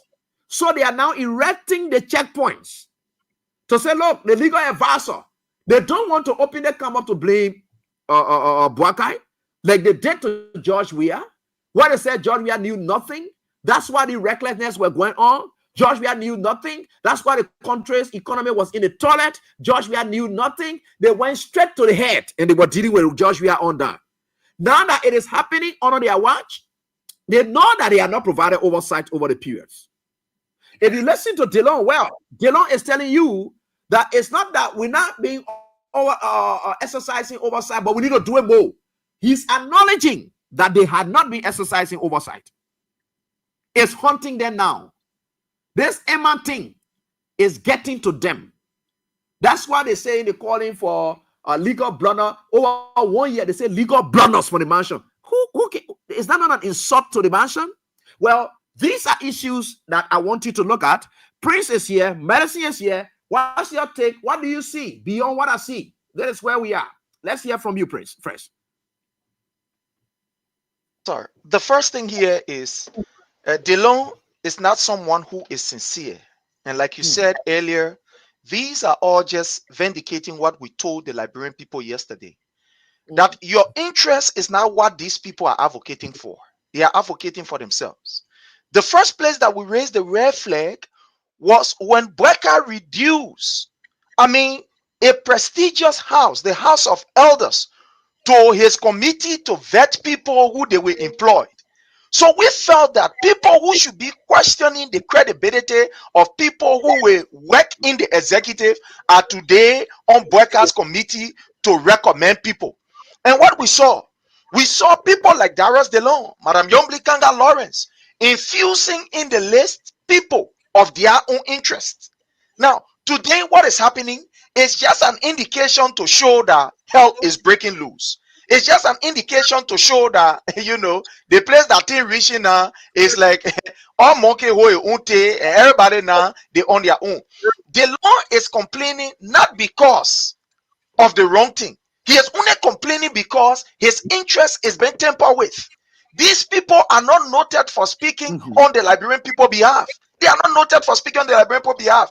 The law is now raising the issue of the legal advice, which one of the advice he is giving the president because it is the right thing to do. No, he is only doing it because his interest is being tampered with. He is only raising this issue because the person that they one way or the other maybe they have soft spot for, this person is being tampered with. That's the only reason why he's raising the issue. Because if the law was sincere and other lawmakers were sincere in their advocacy, the first place they were going to raise the issue about what legal advice Mr. Boyka is having was with the issue of the LTA. They were going to ask that question from the very initial. That, hey, Mr. President, there is a legal, document that is keeping these people at the LTA. Moving these people from there and bringing people like Patrick Honor and all these other money gobblers there is a serious issue. No one was going to raise that issue. They were going to raise the issue from the central bank when Aloysius Talu was illegally, Nicodemously and nefariously relieved of his post only because he wanted to bring in Samora, who he used to use to collect a loan and other things to come at the central bank. If Darius DeLong and other people were sincere yesterday, we're going to know. They're going to raise the issue and say, no, Mr. President, what kind of legal advisor you having around, that is advising you legally? But it is not like that. He's only talking because their interest is being tampered with. Like you rightly said, we saw our sister Emma, who we have absolutely no, problem with, at the the Liberty Party recent convention. She was there. She have a very soft spot. In fact, she has been very supportive of Yombli Kanga Lawrence election. She contributed a lot, financially to bringing Yombli Kanga Lawrence to where she is. So we are only seeing that Delon is angry because right now it is like the United Party people around Mr. Boyka is now using every force to be able to create a wedge of division. Now, Liberia must understand and look beyond this. There is a big division now in this particular rescue mission. That's why you saw the Liberty Party running quick to convention. They are running to convention because they have an interest, and that interest is to put Madam Yombli Kanga Lawrence as a stand-up bearer on one of these days. They are thinking about replacing Joseph Newman Boyka. This thing started a long time, not today. The dominance for Madam Yombli Kanga Lawrence to have an absolute voice over Joseph Newman Boyka started a long time. Remember when the government just came, we saw Yombli Kanga Lawrence, Jeremiah Kun, they ran to Ghana. That was the first confusion they had in Ghana. Who to be able to control things? Who will be the voice? Who will be able to say A happen and B a happen? But because the Unity Party is not seeing that, like Madam Yombli Kanga Lawrence is coming too straight on this particular thing, let us create our own web. Like what is happening now at the level of the Liberian National Port Authority. You are seeing that even the port director now is putting out a listing and saying all the people that are employed, they are Unity Party people, trying to present a good picture that, for us, we are in the Unity Party bloc, we stand with the Unity Party. What Darius DeLong is saying that, look, this thing here was a collaborative effort, a collective effort that brings Mr. Boyka here. We cannot sit here for him to tamper with our own people. So there is a big division that we are looking at now in the government, which will affect Liberian people. Remember, we want to say this. These people are not talking because the wrong thing or because you are affected. No, that's not what they're talking for. If that's what they're talking for, they will be talking the issue of the motorcyclists. Since this issue happened with the motorcyclists, have these people ever raised this issue on their agenda to discuss it? With the level of killings that is going on in Liberia, armed robbery has increased. Have you ever heard them talking about it at the house? Since this particular issue of, a army coming up to fight police and what have they ever discussed it? Let's look at the people that die in Kinjor. These people ever bring it on their platform to say, well, let's discuss it. Let's be able to bring these people to answer to it. Are they discussing it? No, they are not discussing it. Are they discussing about the increase in the prices of basic commodity that our people are crying today? When you take mic in the market, people are crying. Today, are they discussing it? No, they are not discussing it. Are they discussing about the deplorable health sector? No, they are not discussing it. Are they discussing about the schools that are being abandoned and closed and our children are saying that on ground? No. But because it is one of their interests that have been tempered away, they don't jump on and say, hey, who advancing? Who advancing? Oh, Dara DeLong, you forget that you don't want advancing the president? You don't know that you don't want advancing? Have you forgotten? Look, we are not fools. Liberians, God now move from behind them. As somebody can say that God beating them so. That God beating them so. They will use their own mouth to confess. Today, we are seeing all their propaganda is getting versed with them. They have abandoned their own media institution that is set up to propagate their interest. All of them abandoned it now. All of them abandoned it because they are on the last hour of hustle. These people have come to steal. They have come to kill the Liberian people and to destroy every fabric of the society. So don't man that was the law. What he's saying, he's only saying it because he is affected, not because the Liberian people are affected. No. This man insulted, how you call Madam Julie Andy Tappet, one of their so-called OPA. They say, man, pick up a phone, call legal advisor and tell the people to the court, say, look, you forget about that thing. You let that man walk free. Did Darius DeLong raise the issue? Look, Darius DeLong and his likes, they are not in the interest of the Liberian people. They are only protecting their own interests. Thank you. Wow. Medicine. Yeah. You know, I just want to tell Prince thank you for the brilliant analysis of Dara DeLong. Dara DeLong, two things he coming out to talk in this way now. Financial and political interest. On the issue of financial interest, I will take you to the United States. When election is here in November, whoever is declared winner in November form his or her government between the day the election result was declared and January 20 of the inauguration day. That period is called transition period. They carry on all their nomination. The president is a sole person who carry on his appointments between the period, in the transition period. As soon as the government takes seat on January 20, all the nominees start lining up to the Senate for confirmation. Did we see that in Liberia? Joseph Boga had all the transition period gone free. He was inaugurated. He selected Dara DeLong and few other senators to carry on appointment, bringing their own family people, putting people that they know they will go through them and pay some money to them. They say, my man, we are the one that putting you here. Just get over what you get. We will question you. We will confirm you. They benefited financially from that book of scan they carry on. They benefited them financially. They got huge amount of money from there. It also benefited their interest, political interest. They put their family people, their friends on the list, and they confirmed them. Today they are in government. On the political side, just as a prince said, trying to now build their blood for 2029. Dara DeLong, remember he was elected. He fooled the Liberian people. They said he was elect in the Liberian Senate. But he has gotten to know that he is being referred to as the Chinese light. So 2029 is so dangerous for him. 2029 is so bad for him that Dara DeLong will be kicked out. So he want to restore his political career by coming out to be like a voice, the voice that he had when he was nobody. He want to now come and be like the voice he had when he was nobody, when he was campaigning to become senator, to fool our people. But he cannot fool our people. They say you can fool the woman you pregnant her, but you cannot fool her to win your baby. That woman got to agree before you win your baby. So that is kind of thing then that Dara DeLong is facing with the people of Mosoraro County right now. He's trying to save his political face. How long has this thing that he's speaking about now been taking place? Boga has been on a mess in our country for over 1 year. This thing has been going on for over 1 year.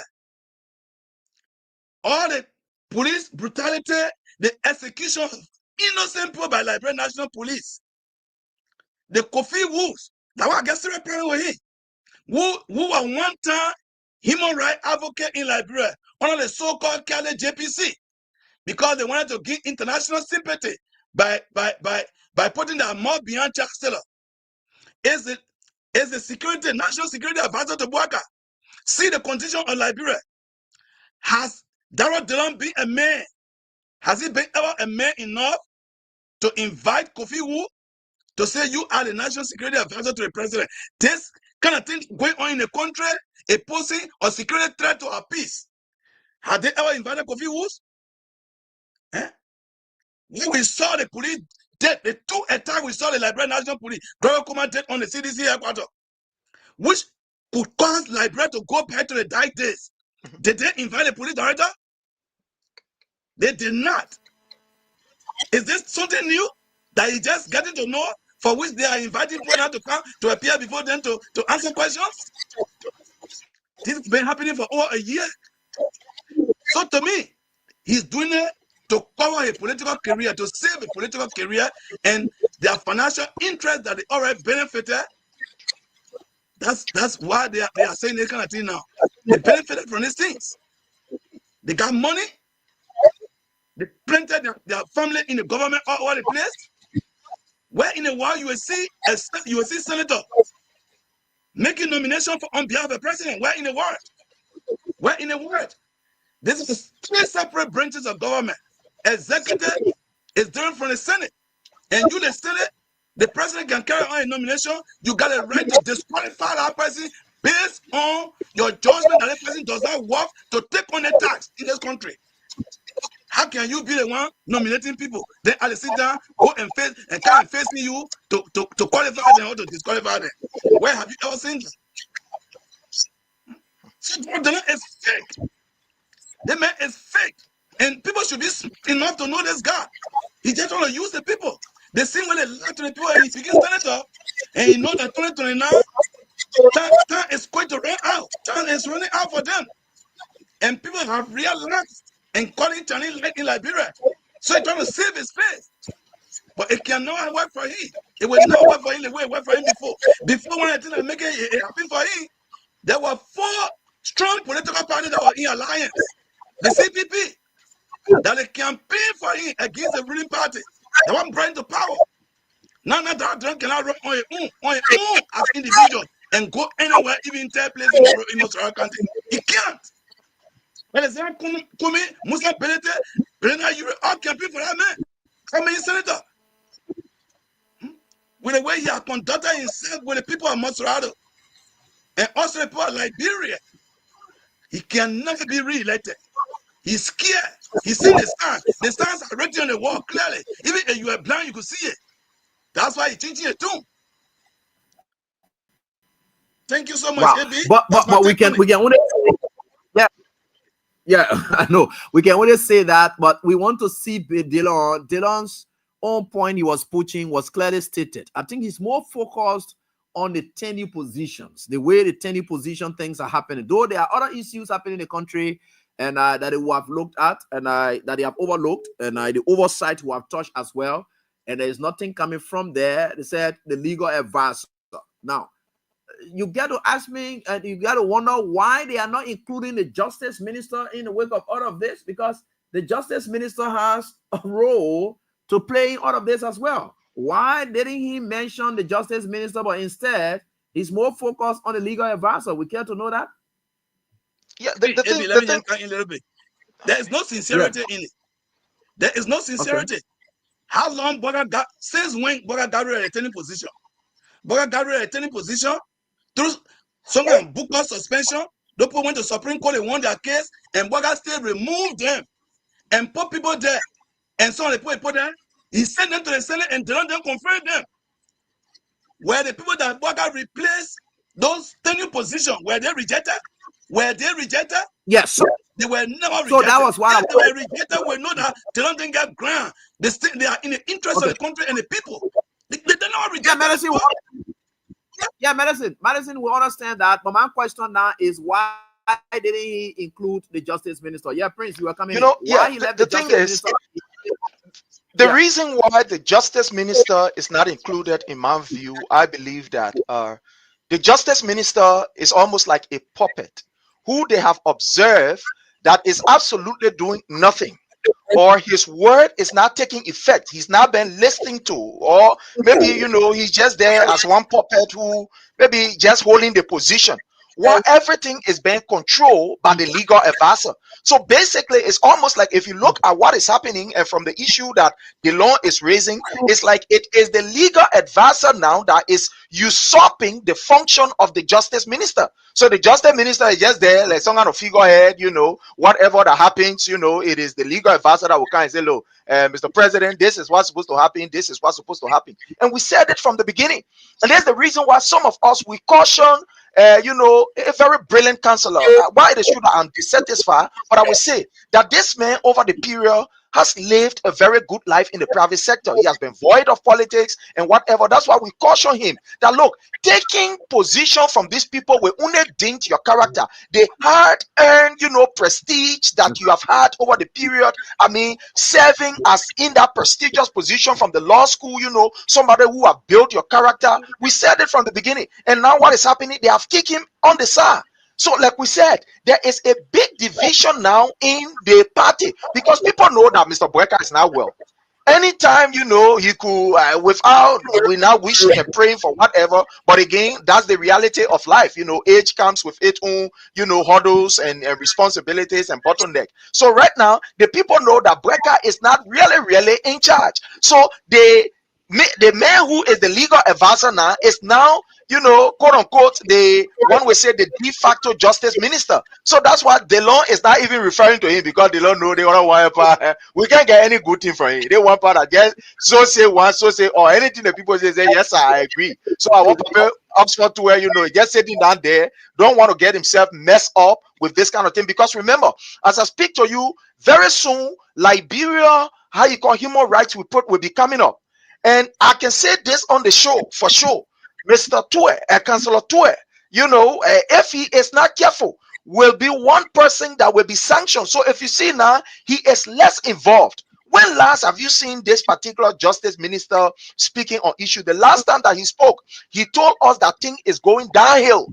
When he spoke at Mika, he told us that the security system is not really, what it's supposed to be. Security as a whole now, Liberia, is going down the hill. It's going down slow. So right now, he is a kind of bit lackadaisical. He don't want to be seen out there because, you don't want when anything happen that he should be involved. So he's playing the back seat while, Bushban Keita, who feel that he is now the new man, is doing everything, going here, going there, and going the other thing. So that's the only reason why they are not even mentioning our own Pape, who has just become like, a statue sitting there, in my view. Yeah, but they see justice minister, and the justice minister, he has some link with the Liberty Party. And that's why I was asking this question. He has some relationship, a long-term relationship with the Liberty Party. And like you said, Dillon is not a sincere man. Anything that has to do with his interest, he protests that. So the justice minister has been a long-term person with the Liberty Party. Secondly, because he knows exactly, it was the same justice minister that currently as we speak, the horses Wahala is going to be blamed on him. It is his opinion that has led us to where we are now today. So with all these lawlessness that are going on now at the legislature and so forth, they have bought into it as well. Dillon is smartly trying to leave out the justice minister because coming from Liberty Party perspective and so forth, justice minister knowing that he wants to protect Yomi Kanga Lawrence because the Senate was willing to start its own coup on Yomi Kanga Lawrence. Has she not endorsed Richard Kuhn? So he was able to have gave that advisory opinion that would save his Liberty Party political leader. So those were smart games the justice minister were playing at the time. That's why you saw in all of this. So Dillon leaving out, it's a calculated attempt. And you're now saying that that's which is happening. The justice minister Dillon issue about Emma Mitte Glasgow. No, my hands are not in it. It is Buju Ben Keita who is leading all of these things. So we want to draw these lines, so know where all of this coming from. Yeah. So let me get your brief tip, then we get to the lines. You will stay on. We'll get opinions from the public and a brief moment. Then I call on some of my winners. Yeah, let's go on. Mm-hmm. Yeah, basically, I think what is happening in Liberia is yes, sir, is concerning. Mm-hmm. And Liberian, let me just say to you, when you saw what we did, I want to say thanks to the team, and we are planning more of these things. This civil, disobedient to be able to go to the state house and present petitions. So there are a lot of things that we are planning behind the scene, and at the appropriate time, people will see. I want to say thanks to the team. There's the reason why those of us that are in the United States will remain restless, because we know how people have used this particular country to wage war against our people. We know what happened here back in the 80s, how they used these Liberian organizations like the Yola today and all of these institutions collected money to wage war. So we are here to erect the necessary checkpoints. We are here to ensure that these organizations will not be used to cause any problem in Liberia. Even though they were used yesterday, we know the kind of role that they played, in our democracy yesterday. These were people who were used by extension as political institutions, even though they are here in the States. So we are here to checkmate these people. And if anything's happening in Liberia, those of us that are in the US, we feel it. As I speak to you, every time our phones are ringing, family members are calling us. So whatever the pressure is on our people, it also affects us. So we will not sit, and when we see things happening, and somebody say, hey, you're leaving. No, we're not leaving it. That the reason why we'll be robust, we will continue to disturb this government to ensure that they do what is right. Failure on their part, they get us here in the US to contend with.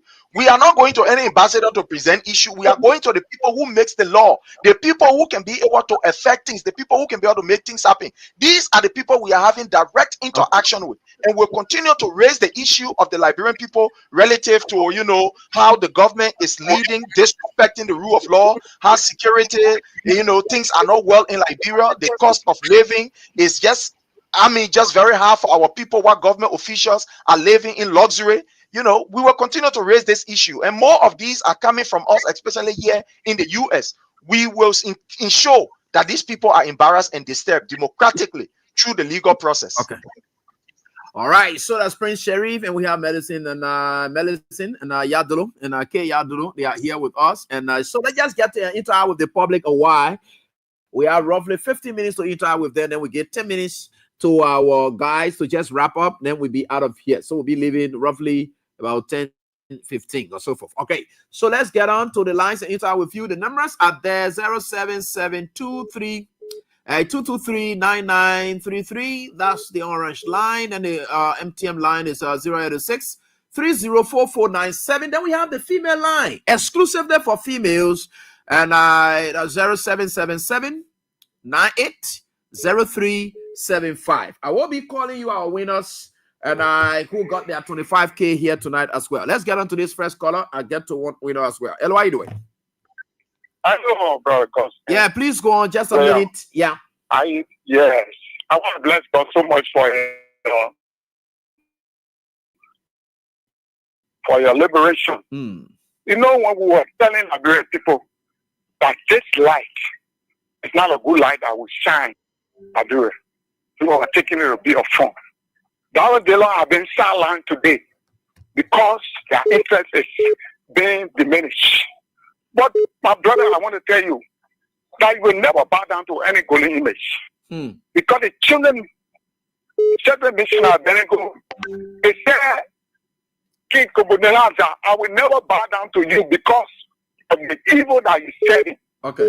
Today, Liberia enter to the evil deeds, and they will begin to serve the evil ones. But my brother, Liberia will rise again. Okay. Thank you. Then we can hold you at that. Just be brief, I beg you, please. Let's call us. Hello, how are you doing? Yeah, hello, Ebi. Yeah. Hello, Ebi. We are getting you. Go on. Let's listen to you, please. Okay, thank you very much for your show. Ebi, once again, this is our David family. I joined your discussion from our Kerry Bay resident. Okay. Ebi, according to you, this evening, the president left. According to you, the president went as a private person. Maybe in case of anything that happened to our president, go for. Hello? Iman? You are breaking. Hello? It's not according to me. It's according to Kula Fofana. The president went on a private visit. Hello? Are you still there? My brother, please try to call back. I beg you. If you can. You just went off. Hello, how are you doing? Yeah, hello, I come on. Yeah, fine. Please go on. Let's listen to you. Yeah. Yeah, man. 1 million. We are saying follower of Abraham Gosling. We are. Thank you for your topic on that discussion. You know, bro, let me tell you, the president is from here. We are telling people, and I hear him say, we offer prayer for him. For me, I don't have no prayer to offer. No, I'm asking question whether he has reached a prayer offering point now. That's what I'm asking. No, we don't have. We can pray for that man because the beauty is that the people always having the health condition of that man. The people trying to tell that the president can't get sick, so we can offer prayer for him. So that did not issue. That did not have no more nana to tell we the library anything because that did not ban in this country. Any position have been violated all throughout. Why now he coming out for him to be talking? Because that his interest, that what making him coming tell us something that we don't want yet. He said that he was a light. He been down and he been taking for the so much 1,000 car. He been riding it. He said that when he go there, he will when they get 15,000, he will take 5,000. He get a 10,000 to most survivors. He been doing it. No. Why now? So, all right, thank you. So we hold you at that. The next caller, how are you doing? These people. How are you? Yeah, let's hear from you, please. Austin William. I want to commend you and your partner within the studio there with you. Okay. You people have stressed very capital points. I'm Pastor Ira Joe. Okay. To be very concise and to say that this identical government have failed the Liberian people. Okay. They have absolutely failed the Liberian people. But they haven't ended yet, though. They just started. How they will fail now? They didn't fail yet. They're still trying. No, listen, I mean, look, let me tell you something. When the law in the Republic of any democratic nation is being counter-sided, okay, that identical government bound to fall. Look, what beautify the democratic system or the democratic system is the law. Okay. It's the bureaucratic routine of the law. But when the law is being started, yeah, but when you expect to be good, you say what the law is being what? Look at within the house. Okay. What is going on? Okay. Look at in the Supreme Court. Okay. What is going on? Right. Everything gets out of cattle. There are irresponsible people handling things. Yeah, hold on. So we are, pastor, when we're speaking, sometimes some of us we nag because we're part of the whole. You're right. But I am saying that we must be holistic in our engagement. I am saying that what the government is doing now is not encouraging. Okay. It's not encouraging at all. So if they don't be careful, I think the Liberian populace going to Article 1 of the Constitution. Okay. And you see the power of the people. Thank you for your contribution. I appreciate that. Let me get on to the next. Let me get on to this winner. Hello, how are you doing, Chief? How's everything with you? Hello? Yeah, hello, how are you doing? Abraham, we are here calling you from Kings FM. How's everything with you, boss? Hello? Are you getting me? Hello? Yeah, hello, are you getting me? This is Abraham, we are calling you from Kings FM. How's everything with you? Yeah, Abby. Yeah, how's everything with you, boss, man? Let's hear from you, please. How's everything? God money me. Yeah, God money you. You did play the cash giveaway and, of course, the Friday jackpot. Yes, I play. How many times?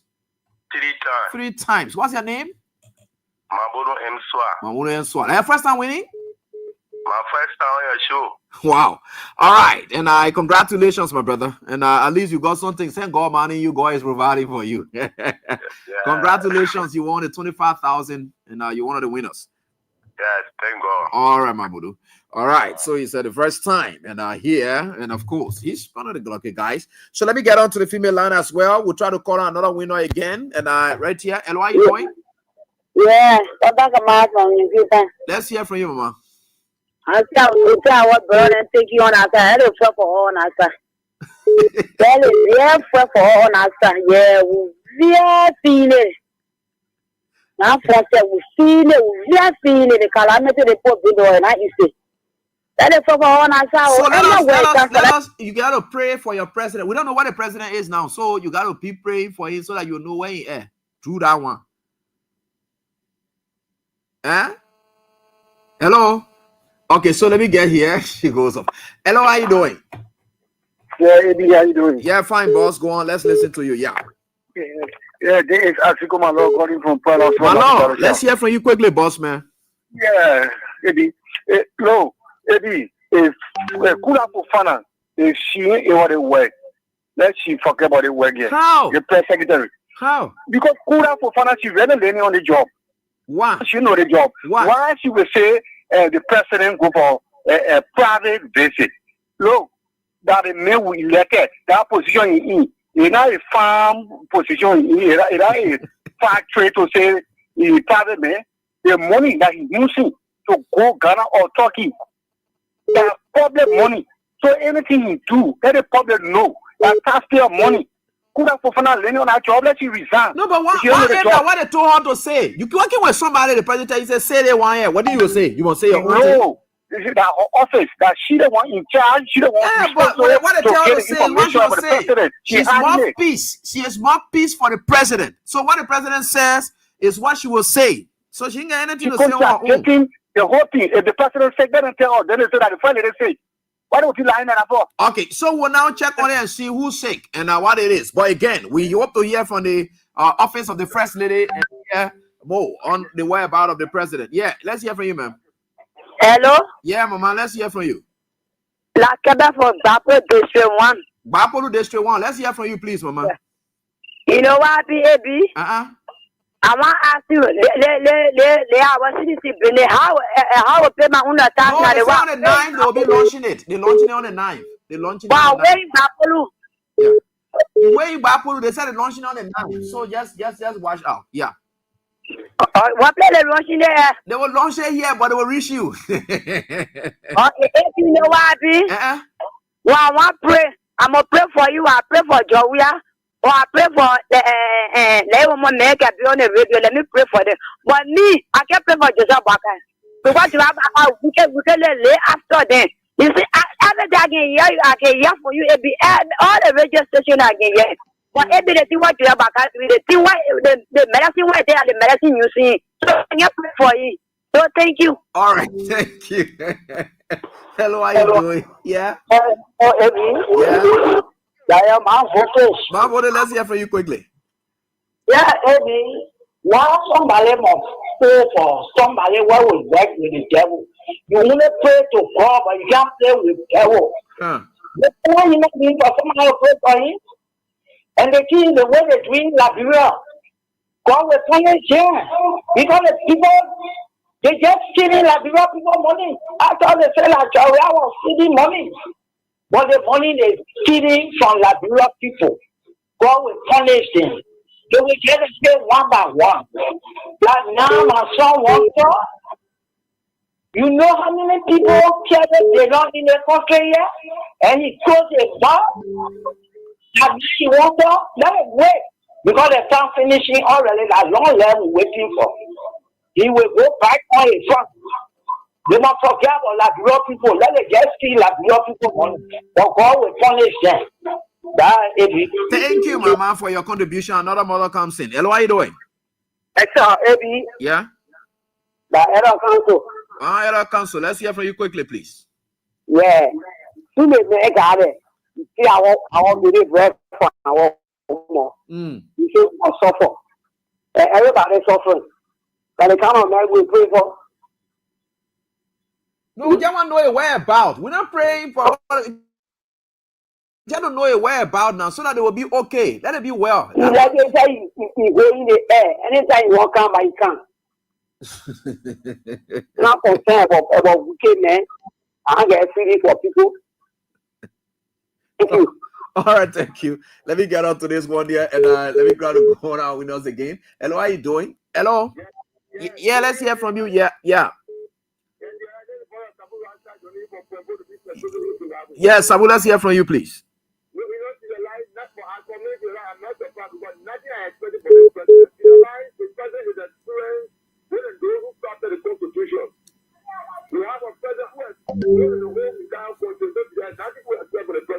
Why in the water now president be traveling? I didn't remember where president we are leaving the country without telling the people. No. But the other president is explaining more than every library. Even those who after the president explain about them. So when we are serving the president even suspend the rule of law. He has nothing. I'm very frustrated, man. Thank you for that. All right, thanks, boss Sabu. Let's hear from you. The next caller quickly. Hello. Yeah, let's hear from you. Sorry, with the diaspora people, they're something off. I didn't know it's just coming on. Sorry. Yeah, go ahead. Hello. Yeah, go on. Yeah, this is Lloyd D. Johnson. Yeah, Lloyd. I to be cost efficient by loyalty. And I'm joining from a Poco communication with the Kaba community. Okay. Yeah, if you ask us to pray, what's asking you to pray? I'm asking question whether in a real prayer point part. Now why I'm asking, why would they tell you to pray? That you get your own say. Let me tell you, AB. Our brothers and sisters are lying down in JFK in redemption with two hacking on them. These people deserve our prayer. They deserve our prayer. Before you can pray, you can be whole Christ. Then you want to have a prayer. Okay. That kind of prayer there is just looking weak because your attention and your mind are there. Your attention and your mind is on your. So you mean hungry person can pray? Hungry person can get strength to pray? You can pray, but there will be no focus because what you thinking about your whole call. Okay. That kind of prayer, it got no focus. Okay. It got no focus. See you, man. Thank you. Let me hear from you, Abraham Corner. Let's hear from you, please. Hey, AB, good evening, and good evening to your two astute guests, Prince and Madison, on the show. Guys, thanks for the deliberation. No, AB, the part about the whole Kula Fofana press conference when Kula Fofana said that the president go on private mission. I say yes. Private mission? It's not easy. Private mission. You go on Mars or you go in space. Why are you going for a private mission? No, the man's a president. He can't be leaving the country and leave the country secretly and he say he's going for a private mission. Private mission, if you take vacation, you're announcing telling the people that the president be taking vacation for so time. Yeah. That's what they can say, Even when Joe Biden go for vacation, they were announcing that Madison was saying. You know what I'm saying? Because when you are a president for yourself. You're right. Every time Joe Biden taking vacation here, they were announcing. Every Friday, Trump can go back to Florida from Washington. They were announcing. You can't throw in hailing.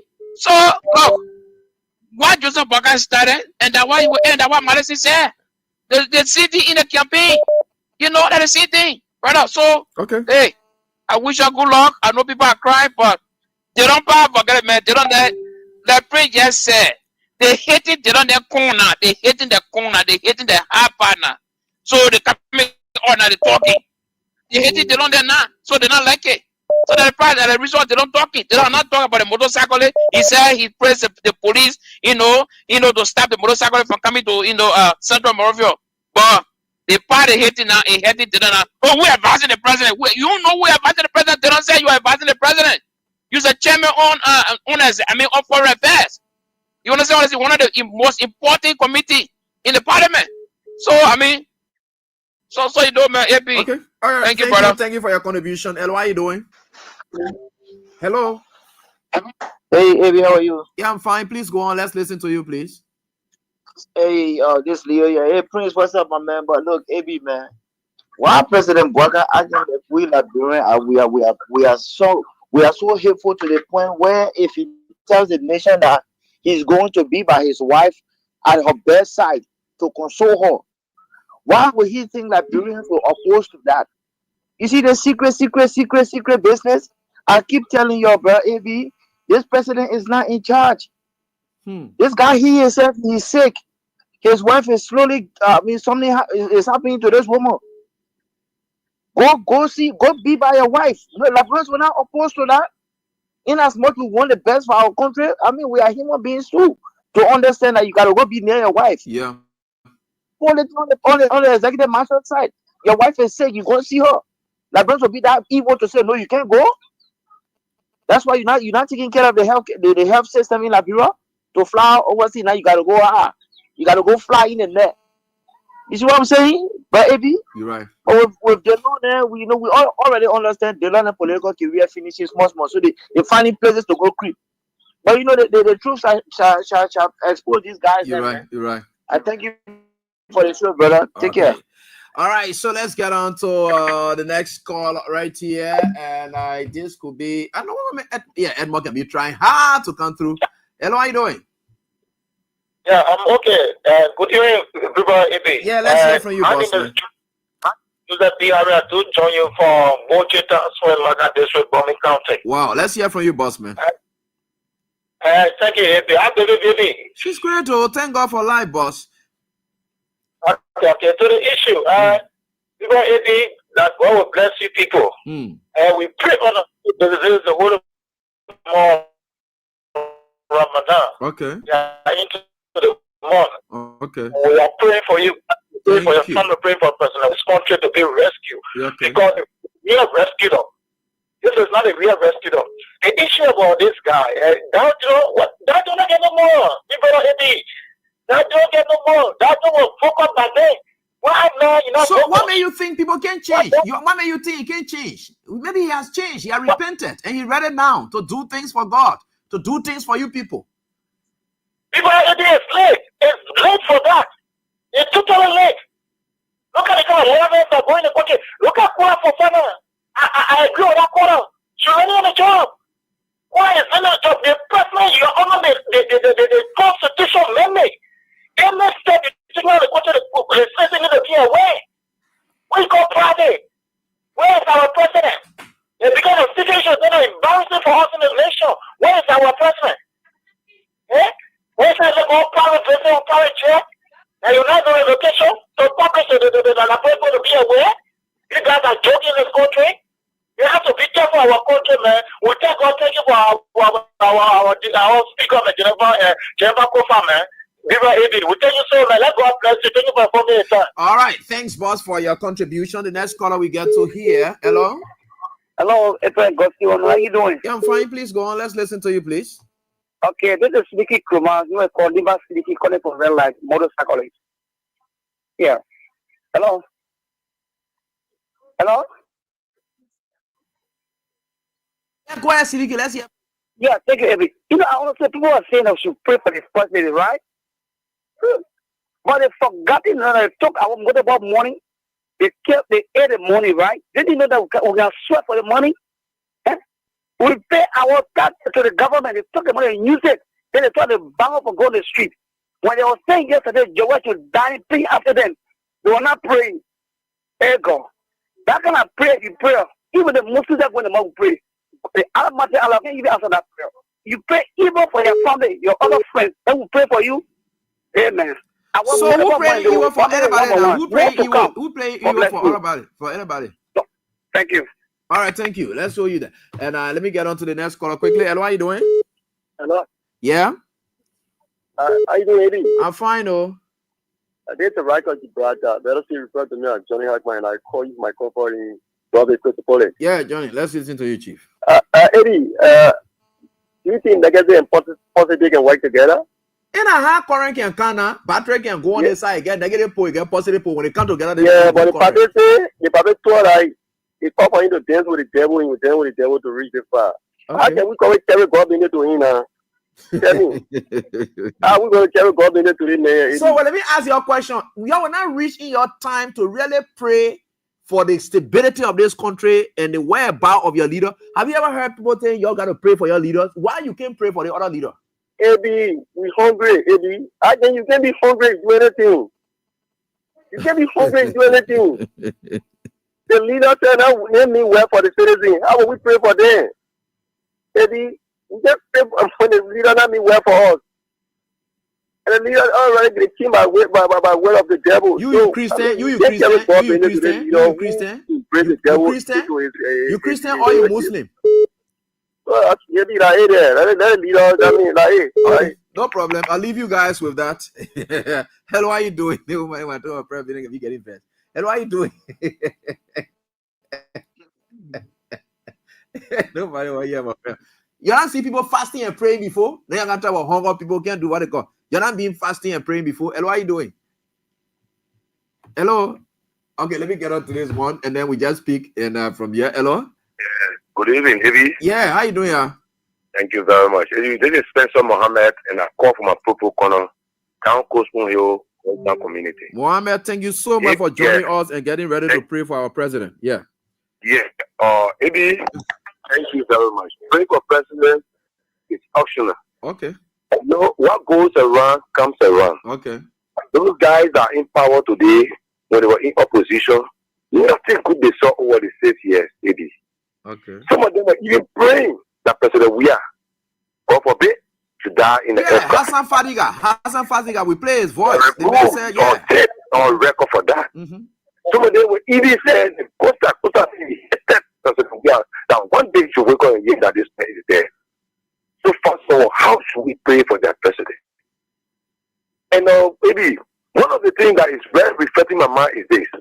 I think all the last days here, you can remember when Samuel was on his way from Lufa or involved in he was going acid and the poor praying said that he must die. Very good. Those guys said that Tuer neglected the health sector of Liberia. That's why he was taken to Turkey. Yeah. First of all, today they are president. Where is the health sector in Liberia today for which they are taking, quote unquote, the president and his wife to Ghana? How far is the health sector now? All of them. You're right. Have they reversed our health sector? Salient point. You people are smart people. The most experienced, the most, highly educated president, the messiah of Liberia. Where is the health sector for which they are taking our 500,000 out of Liberia today? This is a $1 million question. Maybe thank you and always thank Mr. Weah for giving us this opportunity to see what we're doing today. All right. Thank so you very let's much. just introduce two diaspora calls, then we can get on. Hello, quickly. Hello.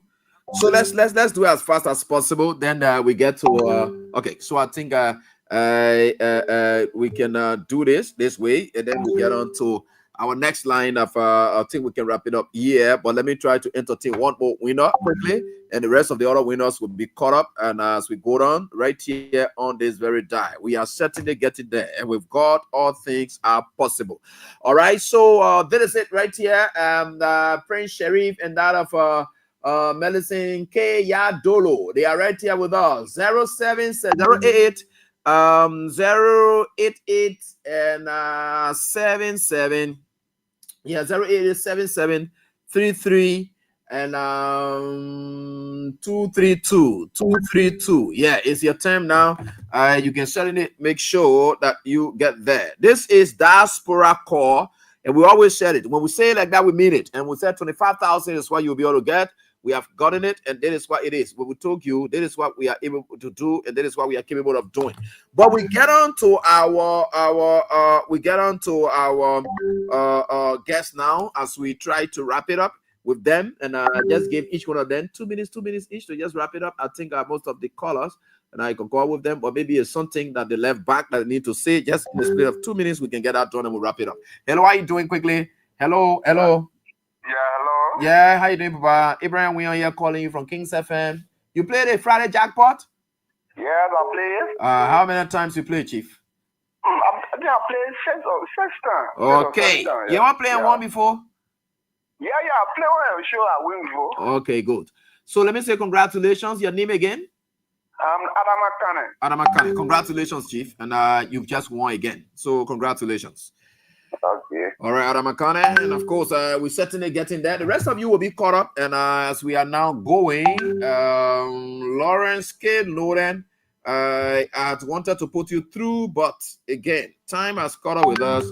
And there's nothing much we can do now. But let me just try to squeeze him in for whatever reason. Yeah, I can squeeze Lawrence in so that we can just wrap it up. All right. So let me now hear from our guys. Prince, and that of medicine first, 2 minutes, then Prince, 2 minutes, then we'll wrap it up.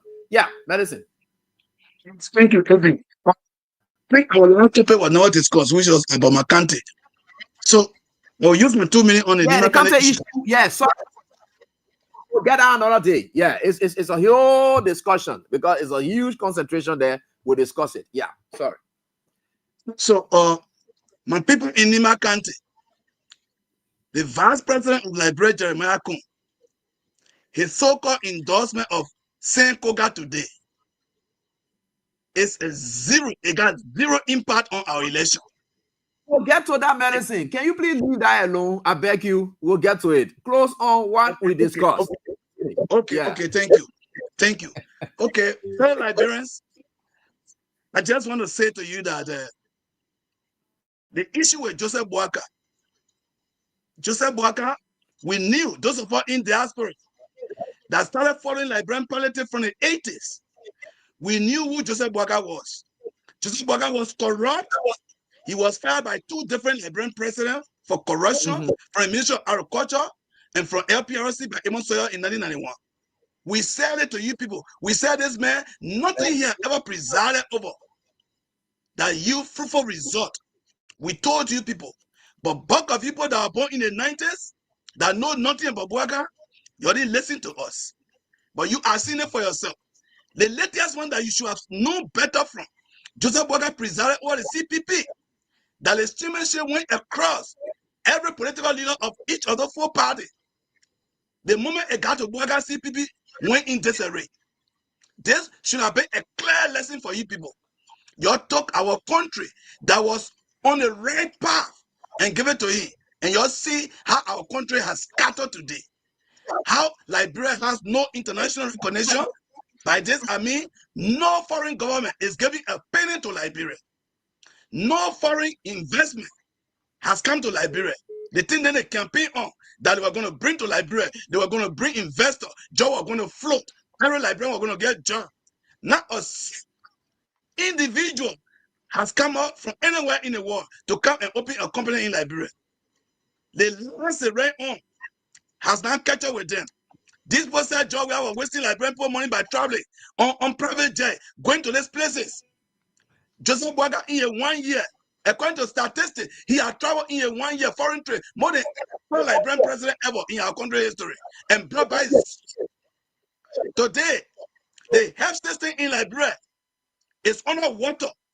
He's taking a wife to Ghana. His wife is being in Ghana. You don't know the X amount of dollars they are using there. Using millions of Liberian people money. And now we are confirming that he's going to Ghana to take a wife to either Turkey or India. That's millions of dollars going to be spent. Your expense when you got JFK and other public hospital in Liberia with no drugs, no medical, no hospital bed, nothing, no essential thing that make a hospital is nothing. But they can go to other country with your money. When you got malaria, you do not even have a place to go to get chloroquine. You do not even have a place to go. Are you seeing the way the country is going? Are you satisfied with the way Joseph Boakai is taking our country? For some of us that we are blessed to be in the United States, we have a healthcare system that even the president of Liberia does not have. Before you get a healthcare system he have to pay your money to come here. The medical system I go through that I enjoy here with my family. Before Joseph Boakai can get it, he have to use your money to come here. But you cannot come here to get it. Why? It is your tax money that he's using to take care of himself. We sell it to people and you took the country and give it to you. You can see how our country going now. Well, into a wise is quite sufficient. It is up to you guys to sit down and see this kind of thing going on. Thank you, AB.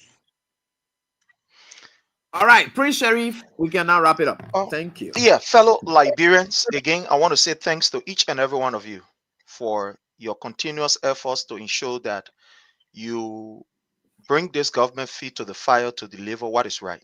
But there are a few questions I want to ask you.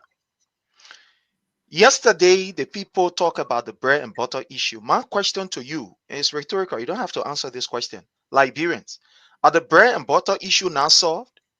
Is the price of rice or cup of rice on the market, has it reduced? What is the rate now, the US rate? What is the rate right now as I speak to you? According to the so-called light, he said the economy was in the safety thing. Right now, where is it? Is it now, at the one we say the table of the executive mansion, or is it well for you right now? Yesterday, there were Liberians that were being killed by this particular government. Have these people ever called Gregory Cuomo to the house and asked him that, Mr. Gregory Cuomo, Liberians were killed in Grand Cape County? Come and answer question, because the people that committed that particular crime, they are state people, they are police. Have they called Gregory Cuomo to answer that particular question? No, they have not called. Liberians, let's say this to you. I remember yesterday, every trip that Joseph Numa Boyka made, they would put it on Facebook, including when he came here to the United States. In fact, when he was walking in the street of Rhode Island, they took his picture and said, oh yeah, Mr. Boyka is in the United States, and this is where he is. Liberians, go on your Facebook page and ask the people, where is Joseph Numa Boyka? We are concerned. We are concerned about Joseph Numa Boyka. The safety, we are concerned. We are not going to be like them that curse government and curse President Weah and said things about other government ministers that these people, bad things should happen. All we are saying that, where is Mr. Joseph Numa Boyka? Today, what happened to the drugs? These people ran campaign and said that drugs was going to be eradicated. Where are we today? In fact, we are now seeing new strains of drugs. Today, all of these people that have been assigned at the various bullet points by AB Kroma, they are allowing drugs now to enter our country. Look at recently, from the Guinea border, about $1 million of Liberian, Liberian money, US dollars, thousands of US dollars drugs were just uncovered. But some people at the border point, it is scary. Our children are being abandoned by this government. This government is doing nothing to be able to look at the issue of job creation. While the civil, servant boss, Josiah Joker, is telling us that they are about to lay off almost 9,000 Liberians who they claim that get une high school diploma. You come and take them from on job. Liberians, it is a scary time in Liberia. All that we can say to you is that continue to speak out against the ill in this government, continue to expose the evil that these people are carrying on, remain very vocal, expose them, name them, and shame them within the democratic process. Do not go off. Do not use what is unorthodox. Don't be like them who went to the butchers of Butuo and other areas. But let us use our various social media posts. Let us use the radio. Let us call on them. Let us name and shame them. And I believe that comes 2029, let's give them the back door.